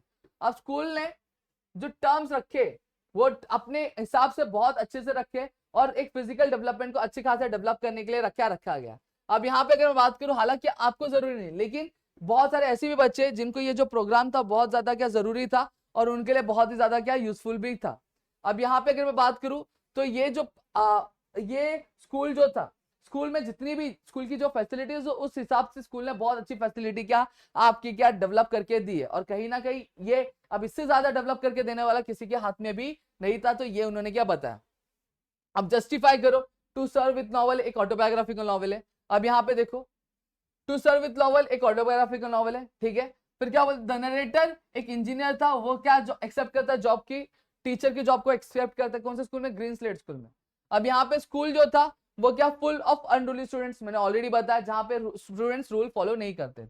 नरेटर एक फर्स्ट पर्सन है, जहां पर हम एक पर्सनल आइडिया और इमोशंस क्या रिफ्लेक्ट क्या करता है। अब जो नरेटर है उसने ऑब्जर्व किया सभी को और बारीकी से क्या ऑब्जर्व किया था। अब ये स्टूडेंट्स के बिहेवियर और टीचर्स के बिहेवियर पे क्या करता है, कमेंट करता है और डीपली बहुत ज्यादा क्या खुश होता है, बहुत ज्यादा खुश होता है जब उसके बच्चे बहुत ज्यादा अच्छा क्या करते हैं, ठीक है। उसका जो अच्छा ऑब्जर्वेशन था और जो डेप्थ था नरेशन का, वो हम उसने कहीं ना कहीं हमें उन सारी चीजों में क्या इन्वॉल्व करके रखा। अब इसने जो पूरा नॉवल है अपने हार्ट से लिखा हुआ है और ये प्रूव करता है कि एक ऑटोबायोग्राफिकल नॉवल है। अब give the character sketch of Denham in the extract to serve with love. देखो अब यहाँ पे बोला गया, तो डेनम एक बिजनेस लाइक और कॉन्फिडेंट क्या बंदा था, सही बात है। ये कहीं ना कहीं एक इंपॉर्टेंट बंदा था, इंपॉर्टेंट ऑफिशियल था फंक्शन को क्या अरेंज करने के लिए। साथ ही साथ अगर मैं बात करूं, इसने क्या किया, इसने जब भी लड़कियों का नाम लिया तो बहुत ही ज्यादा क्या, बहुत आदर से उसने क्या हर एक लड़की के नाम के आगे मिस किया और डाला। फिर साथ ही साथ जब वो पीटी और गेम्स के बारे में क्या डिस्कस कर रहा था, जो ऑडियंस थी पूरी शॉक थी उसके सोच के साथ, वो एक ट्रेंड बॉक्सर था और यहाँ पे इसको ये जो पीटी था, ये पीटी को उसको करना ही डज नॉट वांट टू, यहाँ पे हॉट लिखा है, यहाँ पे does not want to PT exercise, ठीक है। और ये उसको फील होता था कि पीटी एक्सरसाइज बहुत क्या फालतू है, और उसकी जो टोन थी वो कैसी थी, ब्लंट थी, क्रिटिकल थी और आर्ग्यूमेंटेटिव थी। समझ में आ गया। तो ये आपका पूरा क्या दिया हुआ है, तो इस तरह से आपको क्या आंसर लिखना रहता। अब ये वाला आप देखोगे तो ये भी आ जाएगा। अब देखो क्या बोला गया है, describe how Ricky Braithwaite manages to bring about the change in the behaviour student. सबसे पहली चीज, ईया ब्रेथवेट अपने स्टूडेंट को क्या समझता था वो बता दो। अब उसका जो गुस्सा था कहीं ना कहीं उनका जो रिस्पेक्ट गेन नहीं कर पा रहा था, ये लिख दो। फिर उसके बाद उसने क्या किया, अब उसने एक बोलते ना एक समानता क्या क्रिएट कर दी एक दूसरे के बीच में, जहां पर वो लड़कियों को मिस करके ट्रीट करता था और फिर साथ ही साथ कल्चर एक्सपोजर के लिए वो उनको अलग अलग जगह क्या घुमाता था। आप रीड करोगे तो पूरा पूरा वही चीज आपको देखने मिलेगा। आप discuss in brief the theme of the extract. आप थीम जो एक्सट्रैक्ट का वो आपको एक बार रीड करोगे तो आपका हो जाएगा, मैं ये पीडीएफ दे दूंगा। How does the E R Braithwaite manages to increase the culture exposure of the class. अब यहाँ पे अगर मैं बात करूं तो यहाँ पे अब ईआर ब्रेथवेट क्या ऐसी चीजें करते थे जिसकी वजह से उनका कल्चर एक्सपोजर बढ़ता था। अब यहाँ पे अगर बात करूं तो देखो क्या बोला गया, अब ईआर ब्रेथवेट को पता चल गया कि ये जो स्टूडेंट्स थे आप ऐसे बैकग्राउंड से बिलोंग करते थे जहां पे लर्निंग कर पाना पॉसिबल नहीं था उनके ओवरऑल डेवलपमेंट और प्रोग्रेस के लिए। अब ब्रेथवेट सरप्राइज भी थे और शॉक भी थे कि ऐसी कंडीशन में ये स्टूडेंट्स क्या लिव करें। इसलिए कल्चर एक्सपोजर बढ़ाने के लिए वो ने कहा field trips, excursion, museum, theatres साथ ही साथ लेकर क्या जाया करते थे, जो पहले कभी कोई भी स्टूडेंट्स गया नहीं था। क्लियर हो गया। और उनके साथ कौन, एक व्हाइट फीमेल टीचर अकम्पनी करती थी जिसका नाम मैंने ऑलरेडी बताया, ठीक है, गिलियन ब्लैंचार्ड, आप वो लिख सकते हो। खत्म हो गया। अब देखो यहाँ पे कुछ क्वेश्चन दिए, describe in brief the purpose of organising the half yearly report programme of the event. तो यहाँ पे अगर मैं बात करूं तो हाफ ईयरली प्रोग्राम क्यों किया जाता था। सबसे पहली चीज, जितने भी स्टूडेंट्स उन्होंने हाफ ईयरली में क्या क्या पढ़ा था उसको प्रेजेंट कर पाए, इसके लिए किया जाता था। साथ ही साथ हर एक रिप्रेजेंटेटिव को, हर एक सब्जेक्ट के लिए एक रिप्रेजेंटेटिव क्या चूज क्या किया गया था। फिर सारे क्लासेस जब रिपोर्ट्स क्या आपने कंप्लीट कर दे तो टीचर का पैनल क्या किया जाएगा, इनवाइट किया जाएगा, जो भी स्टूडेंट्स के मन में क्वेश्चन होगा वो सारी चीजें वो पूछ सके। इस वजह से क्या आपका हाफ ईयरली प्रोग्राम क्या ऑर्गेनाइज किया गया। Bring out the contrast in the character of Miss Phillip and Denham. अब मिस फिलिप और डेनम के बीच में जो डिफरेंस था, कॉन्ट्रास्ट मतलब डिफरेंस जो था वो आपको लिखना है। इसकी पीडीएफ में बना के आपको दे दूंगा, ठीक है। तो मैंने ऑलमोस्ट सारी चीजें एक्सप्लेन कर दी, आप रीड करोगे तो आपको समझ में आ जाएगा। अब आते हैं around the world in 80 days. Already अगर मैं बात करूं 38 मिनट्स हो चुके हैं, मैं वन शॉट फटाफट बना रहा हूं, ठीक है। फिलियस फॉग, पास्पेटू, ओडा और डिटेक्टिव फिक्स, ये 4 major character. Phileas Fogg main character है, पास्पेटू फिलियस फॉग का क्या है, नौकर है, ठीक है। ओडा फिलियस फॉग, ठीक है। डिटेक्टिव फिक्स डिटेक्टिव नाम में ही है, ठीक है। अब कहानी शुरुआत कहां होती है, अब कहानी की फिलियस फॉग एक बेसिकली एक चैलेंज एक्सेप्ट कर लेता है। उस चैलेंज के तहत वो अलग अलग पूरी दुनिया घूमने का क्या कर लेता है, बेट क्या लगा लेता है। सही बात, दुनिया घूमना मतलब ये अर्थ है, ये अर्थ के पूरे चक्कर काट के क्या आना, हर एक जगह जाना नहीं, अर्थ के पूरे चक्कर काटने का ये चैलेंज क्या लगा लेता है। अब नॉवेल क्या होती है, नॉवेल आपको डिटेल में एक एक चीज नहीं बताएगी, बहुत फास्ट फास्ट चीजें यहाँ पे क्या बता रही है। अब यहाँ पे अगर मैं बात करूं तो जब वो एडवेंचर कर रहा था, ट्रैवल कर रहा था, उसको बहुत सारी प्रॉब्लम्स, बहुत सारे एडवेंचर्स का क्या सामना करना पड़ा। अब यहाँ पे अगर मैं बात करूं तो इंपॉर्टेंट फीचर क्या नॉवेल का टाइम है। यहाँ पे साथ ही साथ अगर मैं बात करूं तो जो कई बार जो टाइम था वो उनके फेवर में काम कर रहा था, कई बार जो टाइम है उनके अगेंस्ट में क्या कर रहा था। कई बार तो ट्रेन और शिप्स जो थी उनको लिए बिना ही क्या चली जाती थी, और इसकी वजह से उनको बहुत ज्यादा क्या ट्रबल फेस करना पड़ता। लेकिन आखिर में इतनी सारी मुश्किलों का सामना करने के बाद फॉग जो है वो बेट जीत जाता है। अब जर्नी के पहले अगर मैं बात करूं तो फॉग जो था वो अकेला रहना पसंद करता था, यानी सॉलिटरी लाइफ पसंद करता था। लोगों से ज्यादा घुलता मिलता नहीं था, और लोग उसके बारे में क्या सोचते इससे उसको फर्क भी पड़ता नहीं था। लेकिन जिस दिन ट्रिप खत्म हुआ उसको पता चल गया कि भैया एक रिलेशन क्या होता है। कैसे पता चला? आपके ऑरा से जब वो प्यार करने लगा तो उस फॉर्म में उसको पता चला। साथ ही साथ जो लॉयल्टी और जो दोस्ती पास पे टू ने निभाई उसकी वजह से उसको क्या पता चला। और साथ ही साथ बाकी सारी चीजों से ऊपर उसको एक नया तरीका, एक नई समझ क्या मिल गई इस ट्रिप से, और एक बोलते ना एक अप्रिसिएशन क्या मिल गया। ठीक है, आज चलो देखते हैं अब कहानी की शुरुआत कहां पे हुई वो हम देखेंगे। अब यहाँ पे अगर मैं बात करूं तो ये जो बेट लगाया था, इस बेट का मेन मोटिव फॉग का ये नहीं था कि उसे पैसे मिलेंगे। इसका मेन मोटिव क्या था कि भैया उसको अपने जो पैसे से उसको लेना देना नहीं था, क्योंकि जब वो एडवेंचर पे गया तो जितने पैसे वो जीतने वाला था उससे कई ज्यादा पैसे वो वहां पे क्या खर्च करके क्या आ गया था। क्लियर हो गया? अब यहाँ पे वो ये बताना चाहता था कि भैया कि जो फिलियस फॉग ठान लेता है, जो फिलियस फॉग ठान लेता है उसे करके ही दिखाता है। और उसने अपने बहुत सारे पैसे क्या किए, आपके एडवेंचर पे क्या खर्चा क्या कर दिए। ठीक है, अब फिलियस फॉग के लिए उसकी इज्जत ज्यादा इंपॉर्टेंट थी पैसों के कंपैरिजन में। फॉग ने क्या किया, बहुत सारे ऑब्स्टिकल्स मतलब बहुत सारी जो अड़चने थी उसका यहाँ पे क्या सामना क्या किया। और यहाँ पे अगर बात करूं तो जब अड़चन आ रही थी तो कहीं ना कहीं फिलियस फॉग को फटाफट डिसीजन लेने पे मजबूर कर दे रही थी, और इससे उनका जो ग्रास्पिंग पावर था वो बढ़ रहा था। सिर्फ फिलियस फॉग का नहीं, पास पे टू का भी, और पास पे टू भी क्या फटाफट क्या हल निकाल रहे थे, और वो जिंदगी में क्या आगे क्या बढ़ते जा रहे थे। ठीक है, अब यहाँ पे हम देखेंगे कि इस कहानी की शुरुआत कैसे हुई। अब around the world in 80 days ये चालू कहां हुआ, आपके रिफॉर्म क्लब जो था इंग्लैंड में, वहां पे चार दोस्त थे, फिलियस फॉग, थॉमस प्लैगनन, सैमुअल फैलेंटिन और जॉन सल्विन। ठीक है, वो न्यूज़पेपर पढ़ रहे थे। वो एक रॉबरी के बारे में क्या बात करते हैं जो थोड़े दिन पहले क्या हुई थी। ठीक है, अब बात करते करते अब यहाँ पे जो चीज था वो क्या हो गया, एक आपके बोलते हैं ना एक शर्त पे लग गई। वेजर मतलब क्या होता है, शर्त लग गया कितना, 20,000 पाउंड का।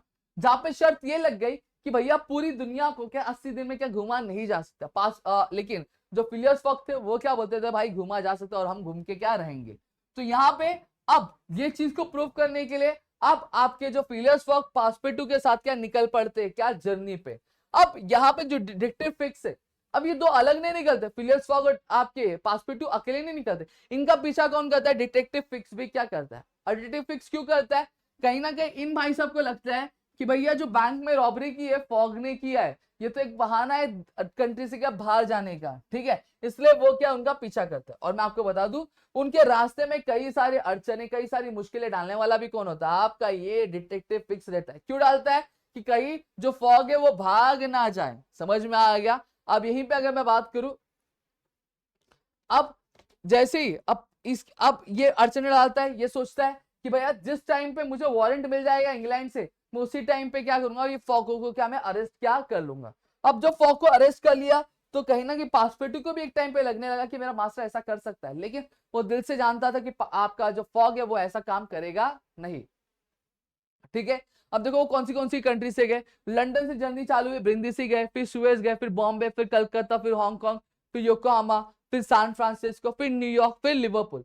अब हम जो नॉवल में पढ़ने वाले लिवरपूल का क्या बात क्या पढ़ने वाले कि लिवरपूल में जाके उनके साथ क्या क्या हुआ। ठीक है, देखो अब जैसे ही आपका जो फॉग ऑडा और पासपेटू लिवरपूल पहुंचे, अब ऑडा कहां मिली उनको, आपकी इंडिया में मिली, जहां पे ऑडा बेसिकली एक प्रिंसेस थी, एक राजकुमारी थी जिसके साथ गलत हो रहा था। तो फिलियस फॉग उसको बचाने के लिए उसको क्या वहां से भगा लेकर आते। सस्ता डीडीएल। ठीक है, अब जैसे ही फॉग ऑडा और पासपेटू लिवरपूल पहुंचते, वहां पे फॉग जो रहता है सॉरी फॉग को कौन अरेस्ट कर लेता है, डिटेक्टिव फिक्स क्या अरेस्ट क्या कर लेते, और फिर फिलियस फॉग को वो जेल में क्या डाल देते। अब यहाँ पे अगर मैं बात करूं तो फिलियस फॉग अब ये समझ में नहीं आता है कि क्या करूं, कैसे हुआ ये, मुझे क्यों अरेस्ट करे, मैं तो कोई चोर नहीं हूं। और पासपेटू को कहीं ना कहीं गिल्ट फील होने लगता है कि अगर मुझे पहले पता चल जाता तो मैं अपने मास्टर को इत्तला कर देता, तो अपना जो बोलते ना कि इनोसेंस वो थे वो प्रूव कर पाते, उनकी उसके लिए उनको टाइम मिल जाता। और ओडा बहुत जोर जोर से क्या रोए जा रही थी। अब फिलियस फॉग भागने की कोशिश करते, लेकिन जब कभी वो भागने की कोशिश करते कोई ना कोई आ जाता तो भाग भी नहीं पाते थे। अब थोड़े टाइम बाद डिटेक्टिव फिक्स को क्या पता चल गया कि भैया जो असली इंसान ने जो चोरी की थी वो 2 दिन पहले क्या पकड़ा गया। तो वो फटाफट भाग के आते और दरवाजा क्या जेल का खोलते, और फिलियस फॉग को बहुत गुस्सा आता है और गुस्सा में वो क्या करते, नाक उसकी क्या लाल कर देते। ठीक है, अब यहां पे अगर मैं बात करूं तो अब कहीं ना कहीं अब ये सभी लोग भाग भाग के आज स्टेशन पे जाते। जिस ट्रेन से वो लिवरपूल से आपके कहा पहुंचने वाले थे, आपके लंदन पहुंचने वाले थे, वो ट्रेन क्या जा चुकी थी। अब फिलियस फॉग भाई एक स्पेशल ट्रेन क्या करता है, अरेंज करता है, लेकिन वो स्पेशल ट्रेन एक ट्रेन के बाद ही क्या जाने वाली थी। अब फिलियस फॉग को पहुंचना क्या बहुत ज्यादा जरूरी था, तो इस वजह से फिलियस फॉग क्या किया, अब फिलियस फॉग ने फटाफट आपके एक स्पेशल ट्रेन बुक की और इंजीनियर को क्या कर दिया, पैसा क्या खिला दिया। आप स्पेशल ट्रेन पे निकली, लेकिन वहां पे वो लेट क्या पहुंचे इनके हिसाब से, ठीक है, इनके हिसाब से। ठीक है, अब वो जब लंदन पहुंचे तो बहुत डिसअपॉइंटेड हो गए थे, उनका दिल टूट गया था, फॉग का भी और साथ ही साथ और पासपेटू का भी। ठीक है, अब जो डेडलाइन थी बेट की वो क्या खत्म हो चुकी थी, और फिलियस ने खुद को कहीं ना कहीं रूम में क्या लॉक कर दिया था और किसी को भी क्या आने के लिए मना कर दिया था। और वो पहली बार ऐसा था कि वो बहुत ज्यादा डिप्रेस क्या हो गया था, अब बहुत ज्यादा टेंशन में था, तो तीनों सो नहीं पाए। अब फिलियस फॉग तो टेंशन के मारे नहीं सो पाया, अब पासपेटू इसलिए नहीं सो पाया कि कहीं ना कहीं उसका मास्टर इस डिप्रेशन में कुछ गलत कदम ना उठा ले, इसलिए उसकी नजर देखने के लिए वो क्या कर रहा था, अपनी चीजें देख रहा था। साथ ही साथ अगर मैं बात करूं तो जो औड़ा थी वो भी क्या सो नहीं पाई। अब फॉग बार बार क्या माफी मांग रहा था, ठीक है, सॉरी, और पासपेटू क्या बार बार क्या माफी मांग रहा था कि मास्टर मेरी वजह से सब हुआ, ये वो वगैरह। ठीक है, और फिर आपके उसने फॉग ने क्या किया, पासपेटू को ऑर्डर दिया कि आप क्या करो, आप ऑर्डा को बोलो कि मुझसे शाम में आके क्या मिले। तो फिर फॉग और ऑर्डा मिलते, फॉग क्या करता है, ऑर्डा से माफी मांगता है कि सॉरी मैं आपको जो आराम है जो कंफर्ट है वो दे नहीं पाऊंगा, क्योंकि मैं बैठा आ चुका और मेरी पूरी जायदाद है वो क्या चली गई है। ठीक है, लेकिन ऑर्डा को ये सब चीजों का थोड़ा भी बुरा नहीं लगता है। ऑर्डा क्या बोलती, चलेगा कोई दिक्कत नहीं, हम जैसे भी हम साथ में रहेंगे। तो फिर ऑर्डा क्या कर देती, ऑर्डा आपके फिलियस फॉग को क्या प्रपोज कर देती क्या शादी के लिए, और वहीं पे अगर मैं बात करूं तो दोनों एक दूसरे के लिए से शादी करने के लिए क्या रेडी हो जाते। ठीक है, फिर पासपेटू को क्या वो लोग भेज देते क्या, आपके प्रीस्ट को क्या बुलाने के लिए जो उनकी शादी क्या करवाए जा सके। अब पासपेटू फटाफट बाहर निकलता है। अब बाहर निकलने के बाद जब वो क्लर्जी मैन के पास जाता है तो क्लर्जी मैन कहीं बाहर गए रहते हैं, तो वो उधर रुकता है। तो वहां पे जब रुकता है तो उसको यह पता चलता है कि भैया जिसे आज वो मंडे समझ रहे थे, एक्चुअली वो मंडे नहीं है, वो क्या है, संडे। और अभी भी जो डेथ है, सॉरी जो बेट है, उस बेट को जीतने के लिए अभी भी क्या कुछ टाइम क्या बाकी है। तो जैसे ही उनको समझ में आता है तो पासपेटू फटाफट फिलियस फॉग के पास जाता है और उसको कहाँ लेके चले जाता है, आपके क्लब में क्या, रिफॉर्म क्लब में क्या लेके जाता है। और वहीं पे अगर मैं बात करूं वहां पे तो सीन ही अलग था।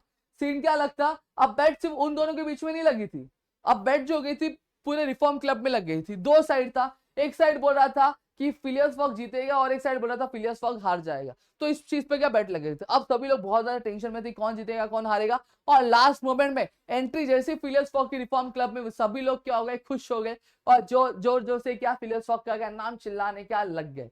समझ में आया, इतनी चीजें क्लियर है। और इस तरह से फिलियस फॉग क्या जीत गया। और फिलियस फॉग फिर बताता है कि कैसे उसको गलतफहमी हो गई थी, वो पहुंच तो एक दिन पहले ही गया था लेकिन उसे लग रहा था कि भैया कि वो लेट क्या पहुंचे। डन। अब यहां पे अगर मैं बात करूं तो यहां पे अगर हमने बात करें, हाँ, और एक और है, फिलियस फॉग क्या जेल में था, कस्टम हाउस में उसको क्या बंद कर दिया गया था। अब ये क्या उसे ट्रांसफर किया जाने वाला था लंदन नेक्स्ट डे। पासपेटू कहीं ना कहीं ये नहीं, ये जरूरत नहीं है, ऑलरेडी मैंने करा दिया है, ये मैंने करा दिया है। ठीक है, आहा आहा आहा आहा, ये मत करो, ये थोड़ा स्लाइड मिक्स हो गया एक्चुअली, ये वाला साइड इधर नहीं आएगा उधर आएगा, तो सॉरी ये वाला मत, मैं करेक्ट करके दे दूंगा। स्टोरी समझ में आ गई होगी। अब देखो क्वेश्चन यहाँ पे हम लोग देखेंगे, आंसर दी फॉलोइंग क्वेश्चन क्या, Phileas fog knock detective fix down. अब यहाँ पे क्या बोले, फिलियस फॉग ने डिटेक्टिव फिक्स को क्यों मारा, ऑलरेडी मैंने बताया ये स्टोरी। तो देखो क्या है, देखो Phileas Fogg has to go, Phileas Fogg को क्या जो 80 डेज था पूरे वर्ल्ड को क्या कवर करना था और उसको अपना जो बेट था जीतना था। वेजर मतलब क्या होता है, बेट, ये मैंने बताया।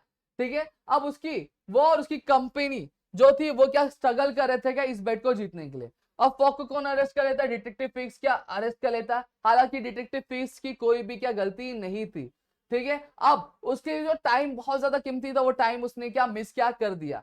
अब कहीं ना कहीं अब उसकी वजह से उसने ट्रेन भी क्या उसकी मिस हो गई, जो लिवरपूल से उसको कहा लंदन क्या लेके जाने वाली थी। अब हालांकि फिक्स ने क्या रॉन्ग अरेस्ट कर लिया था, जिसे पकड़ना चाहिए था उसने उसको नहीं पकड़ा और फॉग को क्या पकड़ लिया, ठीक है। जो कि फिक्स क्या समझ रहा था, मैंने बताया कि वो एक बैंक क्या रॉबर है। अब बहुत ज्यादा गुस्से में, अब in sheer anger at the thought of losing the wager. अब कहीं ना कहीं जो आपका फिलियस फॉग था, एक बहुत गुस्से में उसे लगा कि वो बैट हार चुका है, और इसी गुस्से में उसने फिक्स को क्या कर दिया, मार क्या गिरा दिया। देखो ये चीज मैंने ऑलरेडी समझाई आपको। देखो describe the character of Aouda in the novel around the world in 80 days. अब देखो ऑर्डा, मैंने बताया कि ऑर्डा बहुत ज्यादा मुश्किल क्या फेस करी थी इंडिया में, ठीक है। अब वो कहीं ना कहीं अगर मैं बात करूं तो वो आपके जो प्रीकस्टर्स मतलब अपने उनके जो बड़े थे उनके द्वारा क्या मारे जाने वाली थी, लेकिन फॉग ने कहीं ना कहीं कोशिश की और उसकी जान क्या बचा ली और उसे कहा इंग्लैंड क्या लेकर आ गया, ठीक है। अगर मैं बात करूं एक बहुत वंडरफुल पर्सन है और ग्रेटफुल है, बहुत ज्यादा ग्रेटफुल है कि आपके फॉग ने जो भी उसके लिए क्या किया। तो अब यहाँ पे हालांकि उसने अपोलॉजी भी मांगी, माफी भी मांगी, क्यों? क्योंकि कहीं ना कहीं उसको बचाने के चक्कर में फिलियस फॉग का जो टाइम था थोड़ा सा वेस्ट क्या हो गया था, ठीक है। अब Phileas fog she did not think about the danger she was in from her precursor, she was very loving and self respecting person. अब क्या बोला गया कि वो थोड़ा भी टेंशन में नहीं थी क्योंकि इस डेंजर से क्या अपने प्रीकर्सर से बच के आई है। साथ ही साथ अगर मैं बात करूं तो वो बहुत ज्यादा लविंग और सेल्फ रेस्पेक्टिंग पर्सन थी। वो ये थोड़ा भी नहीं बोलते ना ध्यान में रखनी नहीं रख रही थी कि जो फिलियस फॉग है वो पैसे वाला बंदा नहीं है, ठीक है। और वो फिर भी उससे क्या कर रही थी, शादी क्या कर रही थी। अब यहाँ पे अगर मैं बात करूं, Fogg even though he did not have a penny to his name, ठीक है। अब हालांकि जो फॉग के पास एक रुपया भी नहीं था उसके पास, फिर भी जो औड़ा थी उससे शादी करने के लिए क्या हो गई थी, रेडी क्या हो गई थी। वो चार्मिंग थी, कंपेशनेट थी और बहुत ही बोलते ना दरिया दिल थी और एक एडमायरेबल वुमेन थी। एक बार रीड करोगे तो आपको हो जाएगा। देखो describe how Fix the detective creates problem for Mr. Fogg arresting him for bank robbery and how Mr. Fogg tries to solve the problem। अब क्या बोला गया, ये डिस्क्राइब करो किस तरह से जो डिटेक्टिव फिक्स है वो प्रॉब्लम क्रिएट कर रहा था मिस्टर फॉग के रास्ते में, ठीक है। और ताकि वो बैंक रॉबरी के लिए क्या आपके फॉग को अरेस्ट कर सके, और मिस्टर फॉग ने किस तरह से प्रॉब्लम को सॉल्व किया। अब यहाँ पे अगर मैं बात करूं तो फॉग ने क्या पूरा जो वर्ल्ड था 80 डेज में क्या ट्रैवल करने वाले थे और लंदन क्या पहुंच गए थे। लंदन पहुंचना था ताकि वो क्या वेजर यानी बेट जो जीत सके, ठीक है। फिक्स जो कि एक डिटेक्टिव था वो क्या कर रहा था, फॉग को क्या फॉलो कर रहा था। अब उसका मानना ये था कि बैंक रॉबरी किसने की थी, फॉग ने की थी, ठीक है। और वो भाग रहा था कहां से, इंग्लैंड से क्या भाग रहा था, और वो चोरी कहां से की थी, बैंक ऑफ इंग्लैंड से क्या चोरी की थी। अब मैंने बताया फिक्स क्या कर रहा था, फॉग के रास्ते में बहुत सारे प्रॉब्लम डाल रहा था और उसने क्या फॉग को लिवरपूल में क्या अरेस्ट करके उसको जेल में क्या डाल दिया। अब ये डिले जो था फॉग को कर दिया था, कहीं ना कहीं फिक्स को समझ में आ जाता है कि इसके पीछे कोई और पर्सन था जिसने चोरी की, ये भाई ने चोरी नहीं की, और उसने फॉग को क्या कर दिया, आपका रिलीज किया। फॉग इमीडिएटली क्या निकल के कैब में जाता है और वो लिवरपूल स्टेशन पे पहुंचता है और वहीं पे एक स्पेशल ट्रेन के ऑर्डर करता है, ठीक है। और साथ ही साथ इंजीनियर को थोड़ा घूस भी देता है, ठीक है, ताकि जो प्रोसेस है स्पेशल ट्रेन की वो आगे क्या बढ़ा सके। देखो जो चीजें मैंने बताई वही सारी चीजें, बस आपको क्वेश्चन समझना और आंसर कैसे लिखना वो आपको देखना बस। फिर उसके बाद क्या है, in what way was Mr Fogg final winning the wager connected with Aouda. अब किस तरीके से मिस्टर फॉग की जो फाइनल विनिंग थी उसकी जो वेजर की ऑर्डा के साथ क्या कनेक्टेड है, ये देखो।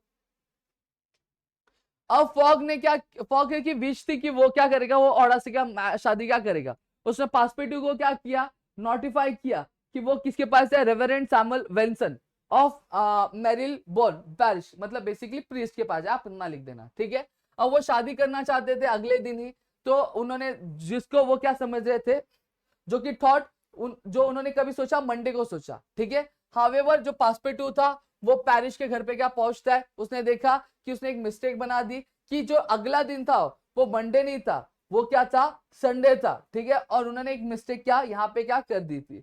अब उन्होंने वो आपके जो लंदन थे वो 24 आवर्स मतलब पहले क्या पहुंच क्या गए थे, ठीक है। और अभी भी उनके पास साइन था कि वो वेज क्या जीत सके, ठीक है। If Passepartout had not gone to the parish to fix Fogg's marriage to Aouda, अगर यहाँ पे अगर पासपेटू गया ही नहीं होता पैरिश के पास क्या आपके ये शादी की बात करने के लिए, इन दोनों की शादी का अरेंजमेंट करने के लिए, तो कहीं ना कहीं पासपेटी को पता ही नहीं चल पाता और कभी भी उनको अपनी जो गलती थी उसे वो क्लियर ही नहीं कर पाते और वो वेजर क्या हार जाते। इसलिए कहीं ना कहीं ओडा ने इनडायरेक्टली क्या किया, हेल्प किया क्या वेजर जीतने में। क्लियर है। We comment on the theme of the extra given in the novel Around the World in 80 Days. अभी आपको खुद से लिखना, लेकिन रीड कर लो। फिलियस फॉग को अराउंड द वर्ल्ड 80 डेज में जाना था, देखो बार बार वही लिखा हुआ है, ठीक है। अब उसकी कंपेनियन क्या स्ट्रगल कर रहे थे, टाइम जो था कहीं ना कहीं उनका बहुत ज्यादा क्या वेस्ट हो जा रहा था। फॉग अरेस्ट हो जाता है, हालांकि कोई गलती नहीं थी फिर भी, और वो अपना जो कीमती समय था वो गवा बैठता है। वो ट्रेन जो लिवरपूल से क्या उसकी छूट जाती है, और जो स्पेशल ट्रेन अरेंज करता है, लेकिन वो भी क्या डिले हो गई थी। फॉग कहीं ना कहीं डरा हुआ बैठा था कि उसकी जो बेट है वो कहीं ना कहीं क्या खो ना बैठे या फिर हार ना जाए। हावेवर हालांकि एंड में जो फॉग है वो बेट जो जीत जाता है और बिना कुछ सेकंड में, और वो कहीं ना कहीं आपके जो है जो जर्नी है टाइम जोन से वो जर्नी जब गेन कर रहा था, तो वो कहीं ना कहीं वो एक दिन पहले ही क्या आपका क्या पहुंच जाता है, कहाँ पे, लंदन क्या पहुंच जाता है, ठीक है। अब यहाँ पे अल्टीमेट ये मैसेज क्या दे रहा है कि किसी का भी टाइम पे कोई भी क्या बस चलता नहीं है, और टाइम की कोई भी क्या बोलते हैं ना, टाइम कोई दया नहीं खाता है। जो टाइम के हिसाब से चलेगा टाइम उसके हिसाब से चलता है, ठीक है। अब यहाँ क्या बोला है, we can go around the world in less time by journeying eastward, justify it with Fogg's journey in the extract from the around the world in 80 days. क्या बोला है कि हम पूरे वर्ल्ड में हम क्या कर सकते हैं, कम टाइम पे क्या जर्नी क्या कैरी कर सकते हैं ईस्टवर्ड से अगर हम जाए तो, ठीक है। तो ये क्या बोला, हमें जस्टिफाई करने क्या बोला गया 80 डेज में। अब क्या बोला है, जब फॉग ने क्या एक्सेप्ट किया था ये शर्त, तो वो अपनी जो जर्नी है ईस्टवर्ड से क्या चालू करता है, he sees the sun pass the meridian 80 times. अब वो क्या देखता है, सन को पास करते हुए देखता है, क्या 80 टाइम्स क्या पास करते हुए देखता है। अब while people in London saw the sun passes from the meridian only 79 times, हालांकि अगर मैं बात करूं, मेरिडियन मतलब क्या होता है, आपकी जो बीच का जो इक्वेटर 0 डिग्री होता है ना लॉन्गिट्यूड, उसको मेरिडियन क्या बोला जाता है, प्राइम मेरिडियन बोला जाता है। और हालांकि जो लंदन के जो लोग थे उन्होंने उसको पास होते हुए सिर्फ कितने टाइम देखा था, 79 टाइम्स क्या देखा था, ठीक है। While going from east to west, जब हम ईस्ट टू वेस्ट जाते हैं तो हम एक टाइम में एक दिन एक्स्ट्रा, मतलब एक एक्स्ट्रा दिन में क्या चले जाते हैं, और उसने इंटरनेशनल डेडलाइन के एक एक्स्ट्रा दिन क्या क्रॉस कर ली थी। इस वजह से हम भी क्या पूरे वर्ल्ड को क्या लेस टाइम में क्या हम लोग क्या कवर क्या कर सकते हैं, ठीक है। ये एक्चुअली आएगा नहीं आपको, फिर भी आप देखना चाहते हो तो देखिए। अब देखो, describe the importance of the reform club in the development of the plot and the behaviour of the character. इसका मैं आपको क्वेश्चन आंसर बना के दे दूंगा, तो आप देख लेना, ठीक है।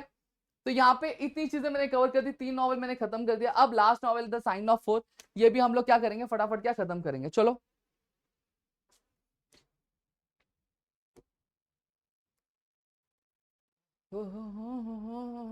ये एक्चुअली टेक्स्ट बुक से कवर करना पड़ेगा, थोड़ा सा है, फटाफट मैं उसको एक्सप्लेन कर दूंगा, आपको चीज समझ में आ जाएगी। 2 मिनट रुकना।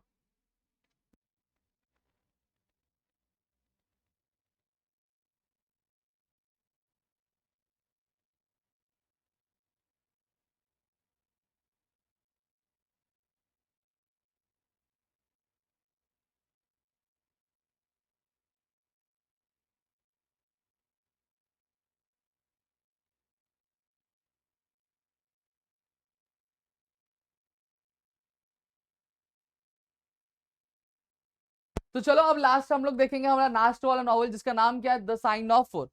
बेसिकली अगर मैं बात करूं, ठीक है, अब द साइन ऑफ फोर अभी हम लोग क्या करने वाले, ठीक है। तो चलो, द साइन ऑफ फोर मतलब क्या होता है, अब फटाफट हम लोग इस चीज को समझेंगे और यहाँ पे हमारा पूरा नॉवल जो है खत्म हो जाएगा, ठीक है। अब मेजर कैरेक्टर कौन है, शेरलॉक होम्स है, मैरी मॉस्टन है, थेडस शॉल्टर्स और टॉबी है, जॉन वाटसन, मेजर शॉल्टर और टोंगा, ये कुछ मेजर कैरेक्टर्स है, इसके बारे में हम लोग क्या पढ़ने वाले।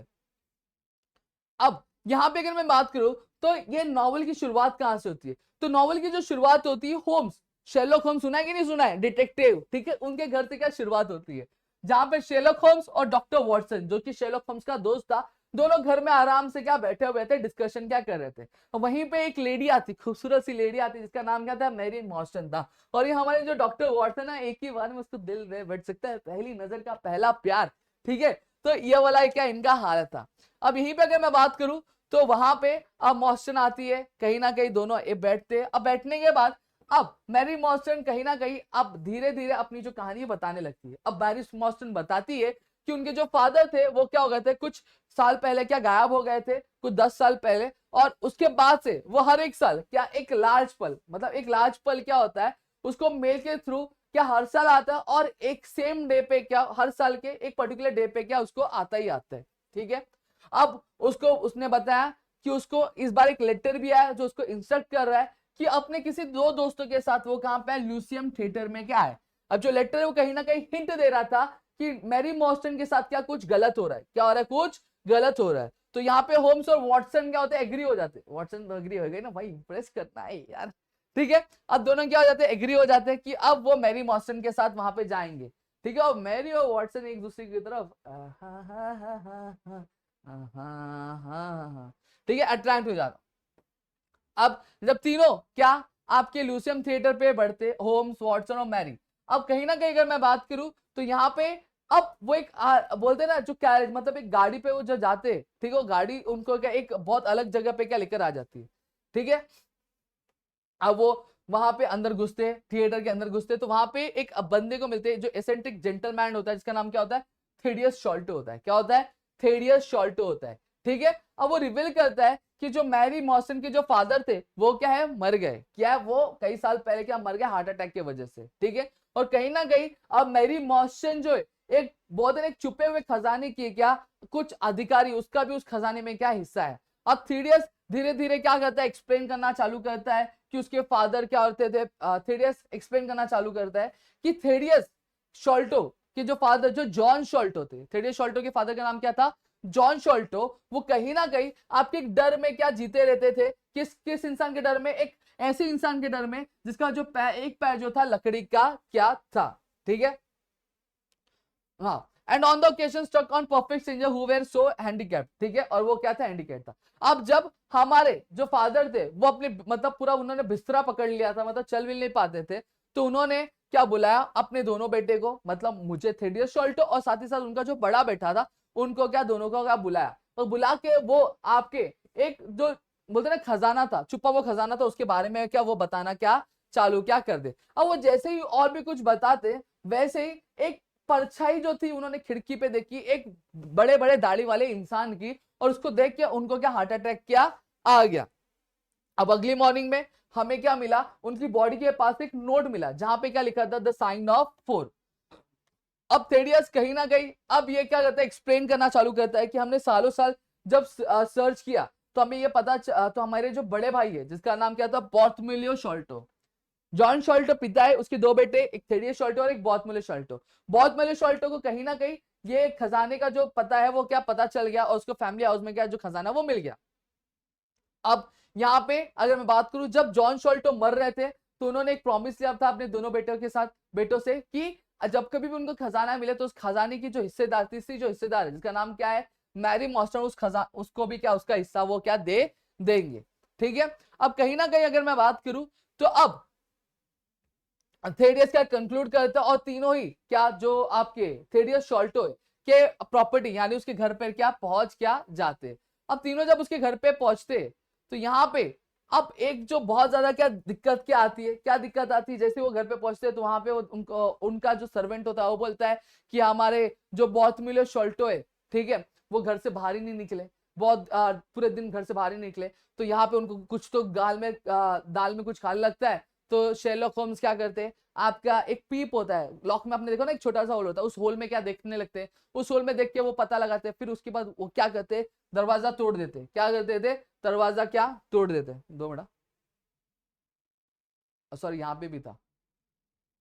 ठीक है, दरवाजा क्या वो तोड़ देते। अब दरवाजा जैसे ही तोड़ देखते तो वो क्या देखते हैं कि जो बॉर्थमिलियो शॉल्टो है उसकी तो डेथ हो गई है। क्या हो गई, डेथ क्या हो गई, और जो खजाना था वो भी क्या गायब था, क्या था, गायब था। अब कहीं ना कहीं शेरलॉक होम्स अपने अंदाजे को, अपने दिमाग को इस्तेमाल करते वो पता लगाता है कि कहीं ना कहीं कि वहां पे 2 लोग आए थे, क्या 2 लोग आए थे, इसमें से एक इंसान के क्या लकड़ी का क्या पैर था, और होम्स के हिसाब से जो दूसरा पर्सन था वो कुछ अलग ही तरह का इंसान था। ठीक है, अलग तरह का ही क्या इंसान क्या था, समझ में आ गया।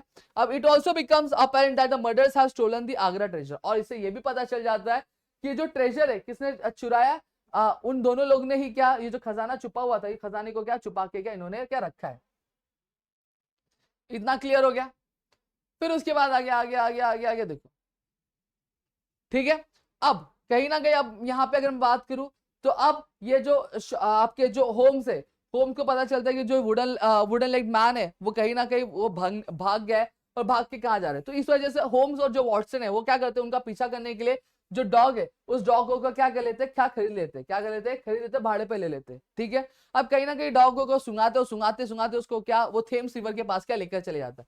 अब ये बहुत ज्यादा क्लियर हो जाता है कि ये जो क्रिमिनल्स है इन्होंने भागने के लिए क्या बोट क्या हायर किया। अब यहाँ पे बेकर स्ट्रीट से होम्स ने क्या कुछ लड़कों को बुला रखा था, तो काम धंधा नहीं करते तो घूमते थे, उनको लगा दिया कि भाई तुमको ये चीज का पता क्या लगाना है, लेकिन वो पता लगा पाए नहीं लगा पाते। तो होम्स ने खुद ने क्या फेस पूछा बदल के अब उसने क्या पता लगाना क्या चालू कर दिया। अब उसको बाद में वो पता भी चल गया।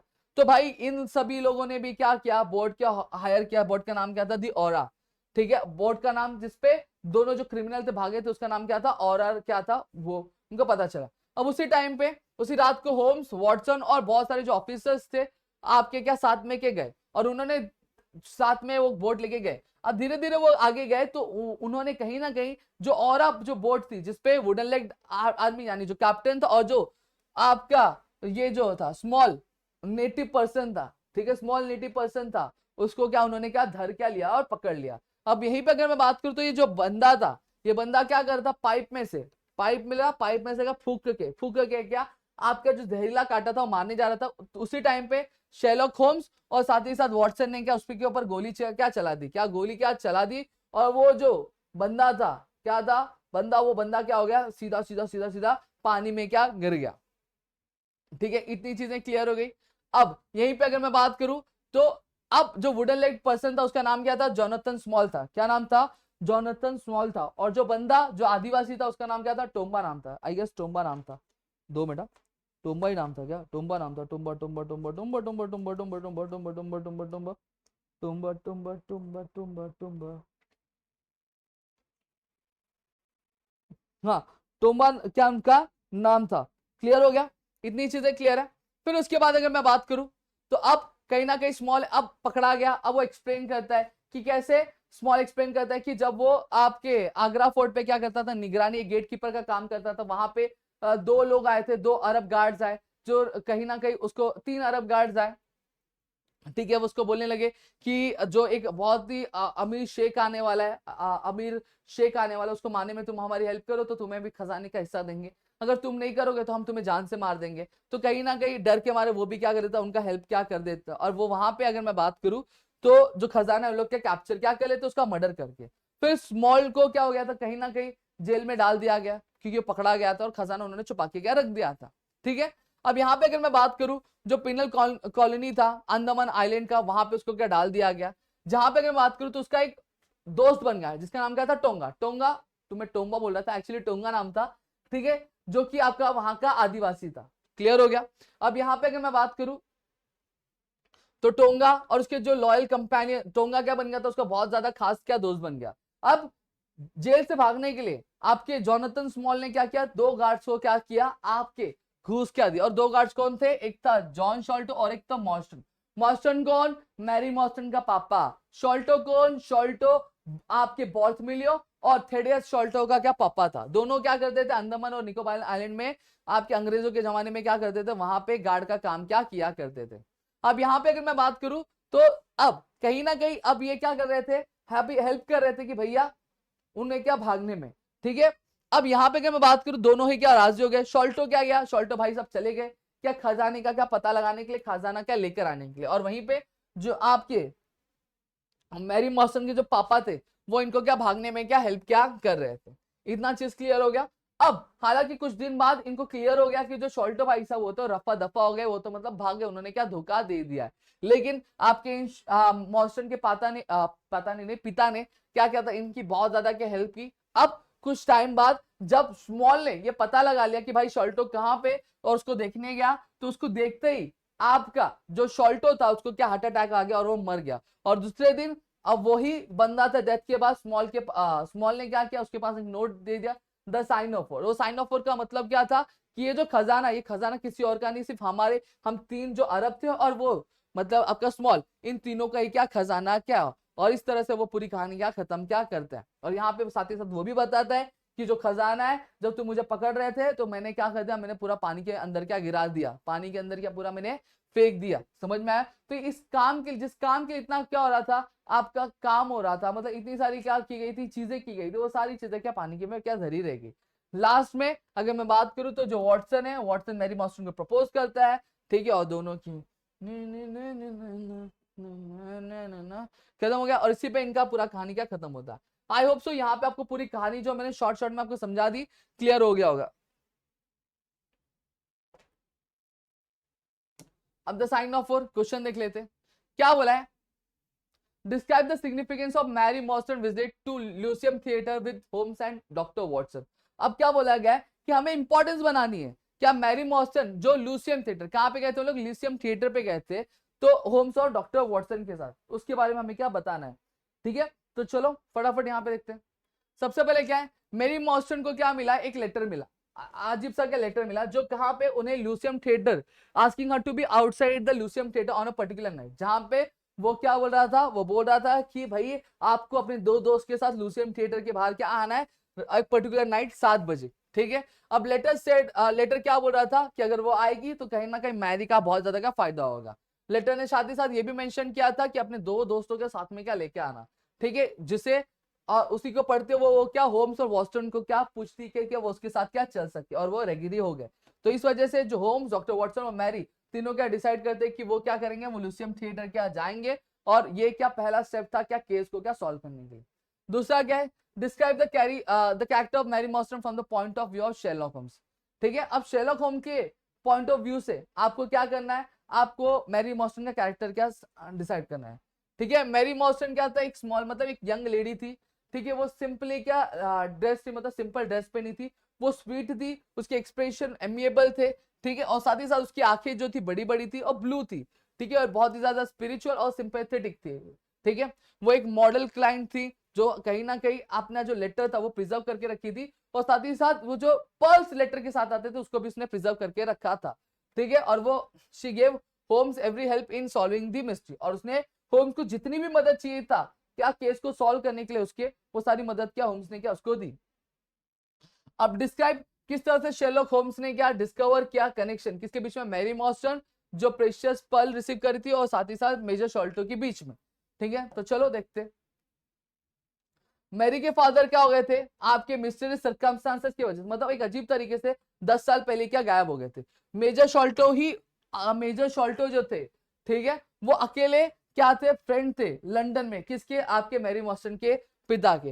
होम्स ने डिस्कवर किया मेजर शॉल्टो कभी मरे, 1882 में मरे, ठीक है, जो had and that within a short span of time Mary began receiving a large pearl in the mail on the same day of every year. अब यहीं पे अगर मैं बात करूं तो जैसे ही मेजर शॉल्टो की क्या हुई, डेथ हुई, क्या हुई, मेजर शॉल्टो की डेथ हुई, तो उसके थोड़े दिनों बाद से ही आपके जो मैरी मॉस्टन थी, मैरी मॉस्टन को क्या हुआ, एक पर्ल मिलना क्या चालू हो गया हर साल एक पर्टिकुलर डे पे। ठीक है, जो कहीं ना कहीं कनेक्शन क्या दिखा रहा। अब साथ ही साथ there was also a letter implying that injustice had been done to Mary. अब कहीं ना कहीं एक लेटर भी था जो कहीं ना कहीं बता रहा था कि मैरी के साथ क्या हो रहा था, इनजस्टिस क्या हो रहा था।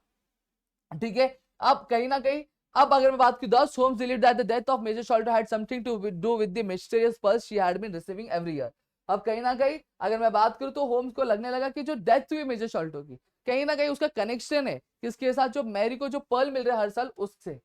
ठीक है, फिर क्या बोले, elaborate the following line in the light of novel, the sign of four you are really you really are an automation a calculating machine. अब ये जो ये वर्ड्स किसने क्या कहा था, वॉटसन ने होम्स को क्या कहा था, जब मैरी मॉस्टन क्या केस को डिस्कस करने के बाद क्या निकल गई थी उनके ऑफिस से। वॉटसन ने अप्रोच किया अपने क्लाइंट को, approach to the client is different from the Holmes. ठीक है, Watson is attracted to her, और वॉटसन जो था कहीं ना कहीं अट्रैक्ट हो गया था और कहीं ना कहीं उसकी ख्यालों में क्या खो गया था। When he voices his admiration, Holmes who is focusing on the problem says without any trace of enthusiasm that he had not noticed if she is attractive or not। अब जब वॉटसन ने बोला कि भाई मैरी मॉस्टन तो बहुत attractive है, लेकिन होम्स ने क्या किया, रिस्पॉन्स करते हुए बोला कि भाई मैं केस पर फोकस कर रहा हूं, मुझे नहीं पता कि वो अट्रैक्टिव है कि नहीं अट्रैक्टिव है। ठीक है, तो वॉटसन फिर क्या बोलता है, और वॉटसन उसको इंडिजिनेंट और उसको क्या बुलाता है, तुम्हें उसे कैलकुलेटिंग मशीन क्या बुलाता है। अब ब्रीफ में हमें क्या बोला है कि जो नॉवेल है द साइन ऑफ फोर, उसका थीम बताने के लिए बोला है।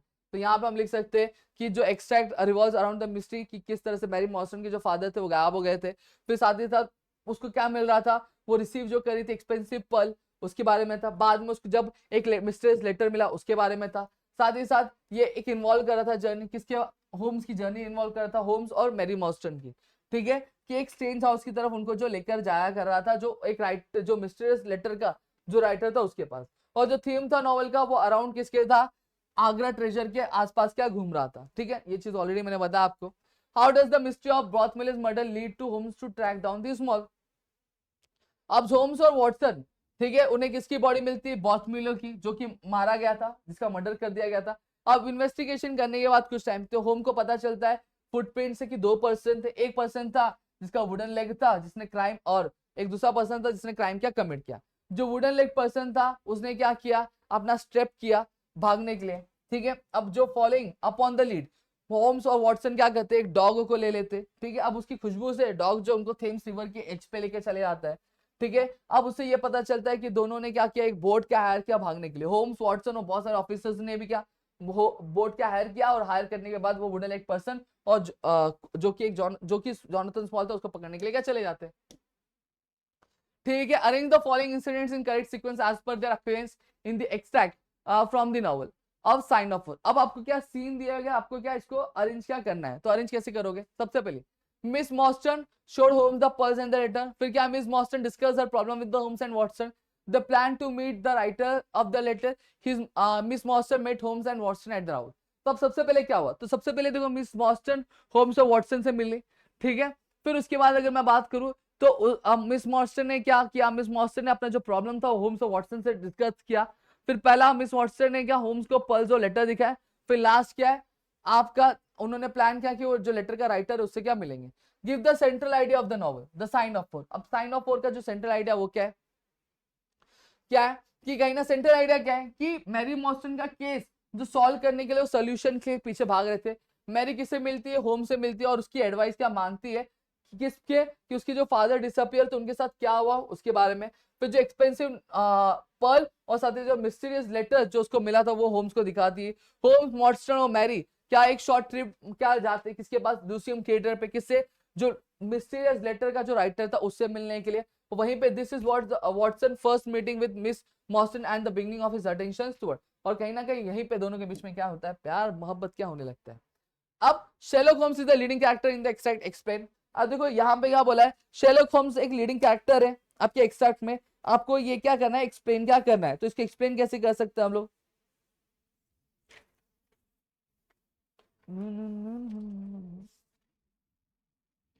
ठीक है। फिर उसके बाद क्या बोला, दूसरा क्या बोला है, दूसरा बोला गया कि Watson wanted to impress impress and help Miss Morstan, give two instance that justify the statement. तो इसका जो आंसर है मैं आपको लिख के दे दूंगा। तो यहाँ पे अगर मैं बात करूं तो हमने यहाँ पे ऑलमोस्ट सारी चीजें जो है यहाँ पे कवर कर लिया। आई होप सो चीजें यहाँ पे आपको क्या क्लियर क्या हो गई होंगी। 2 मिनट।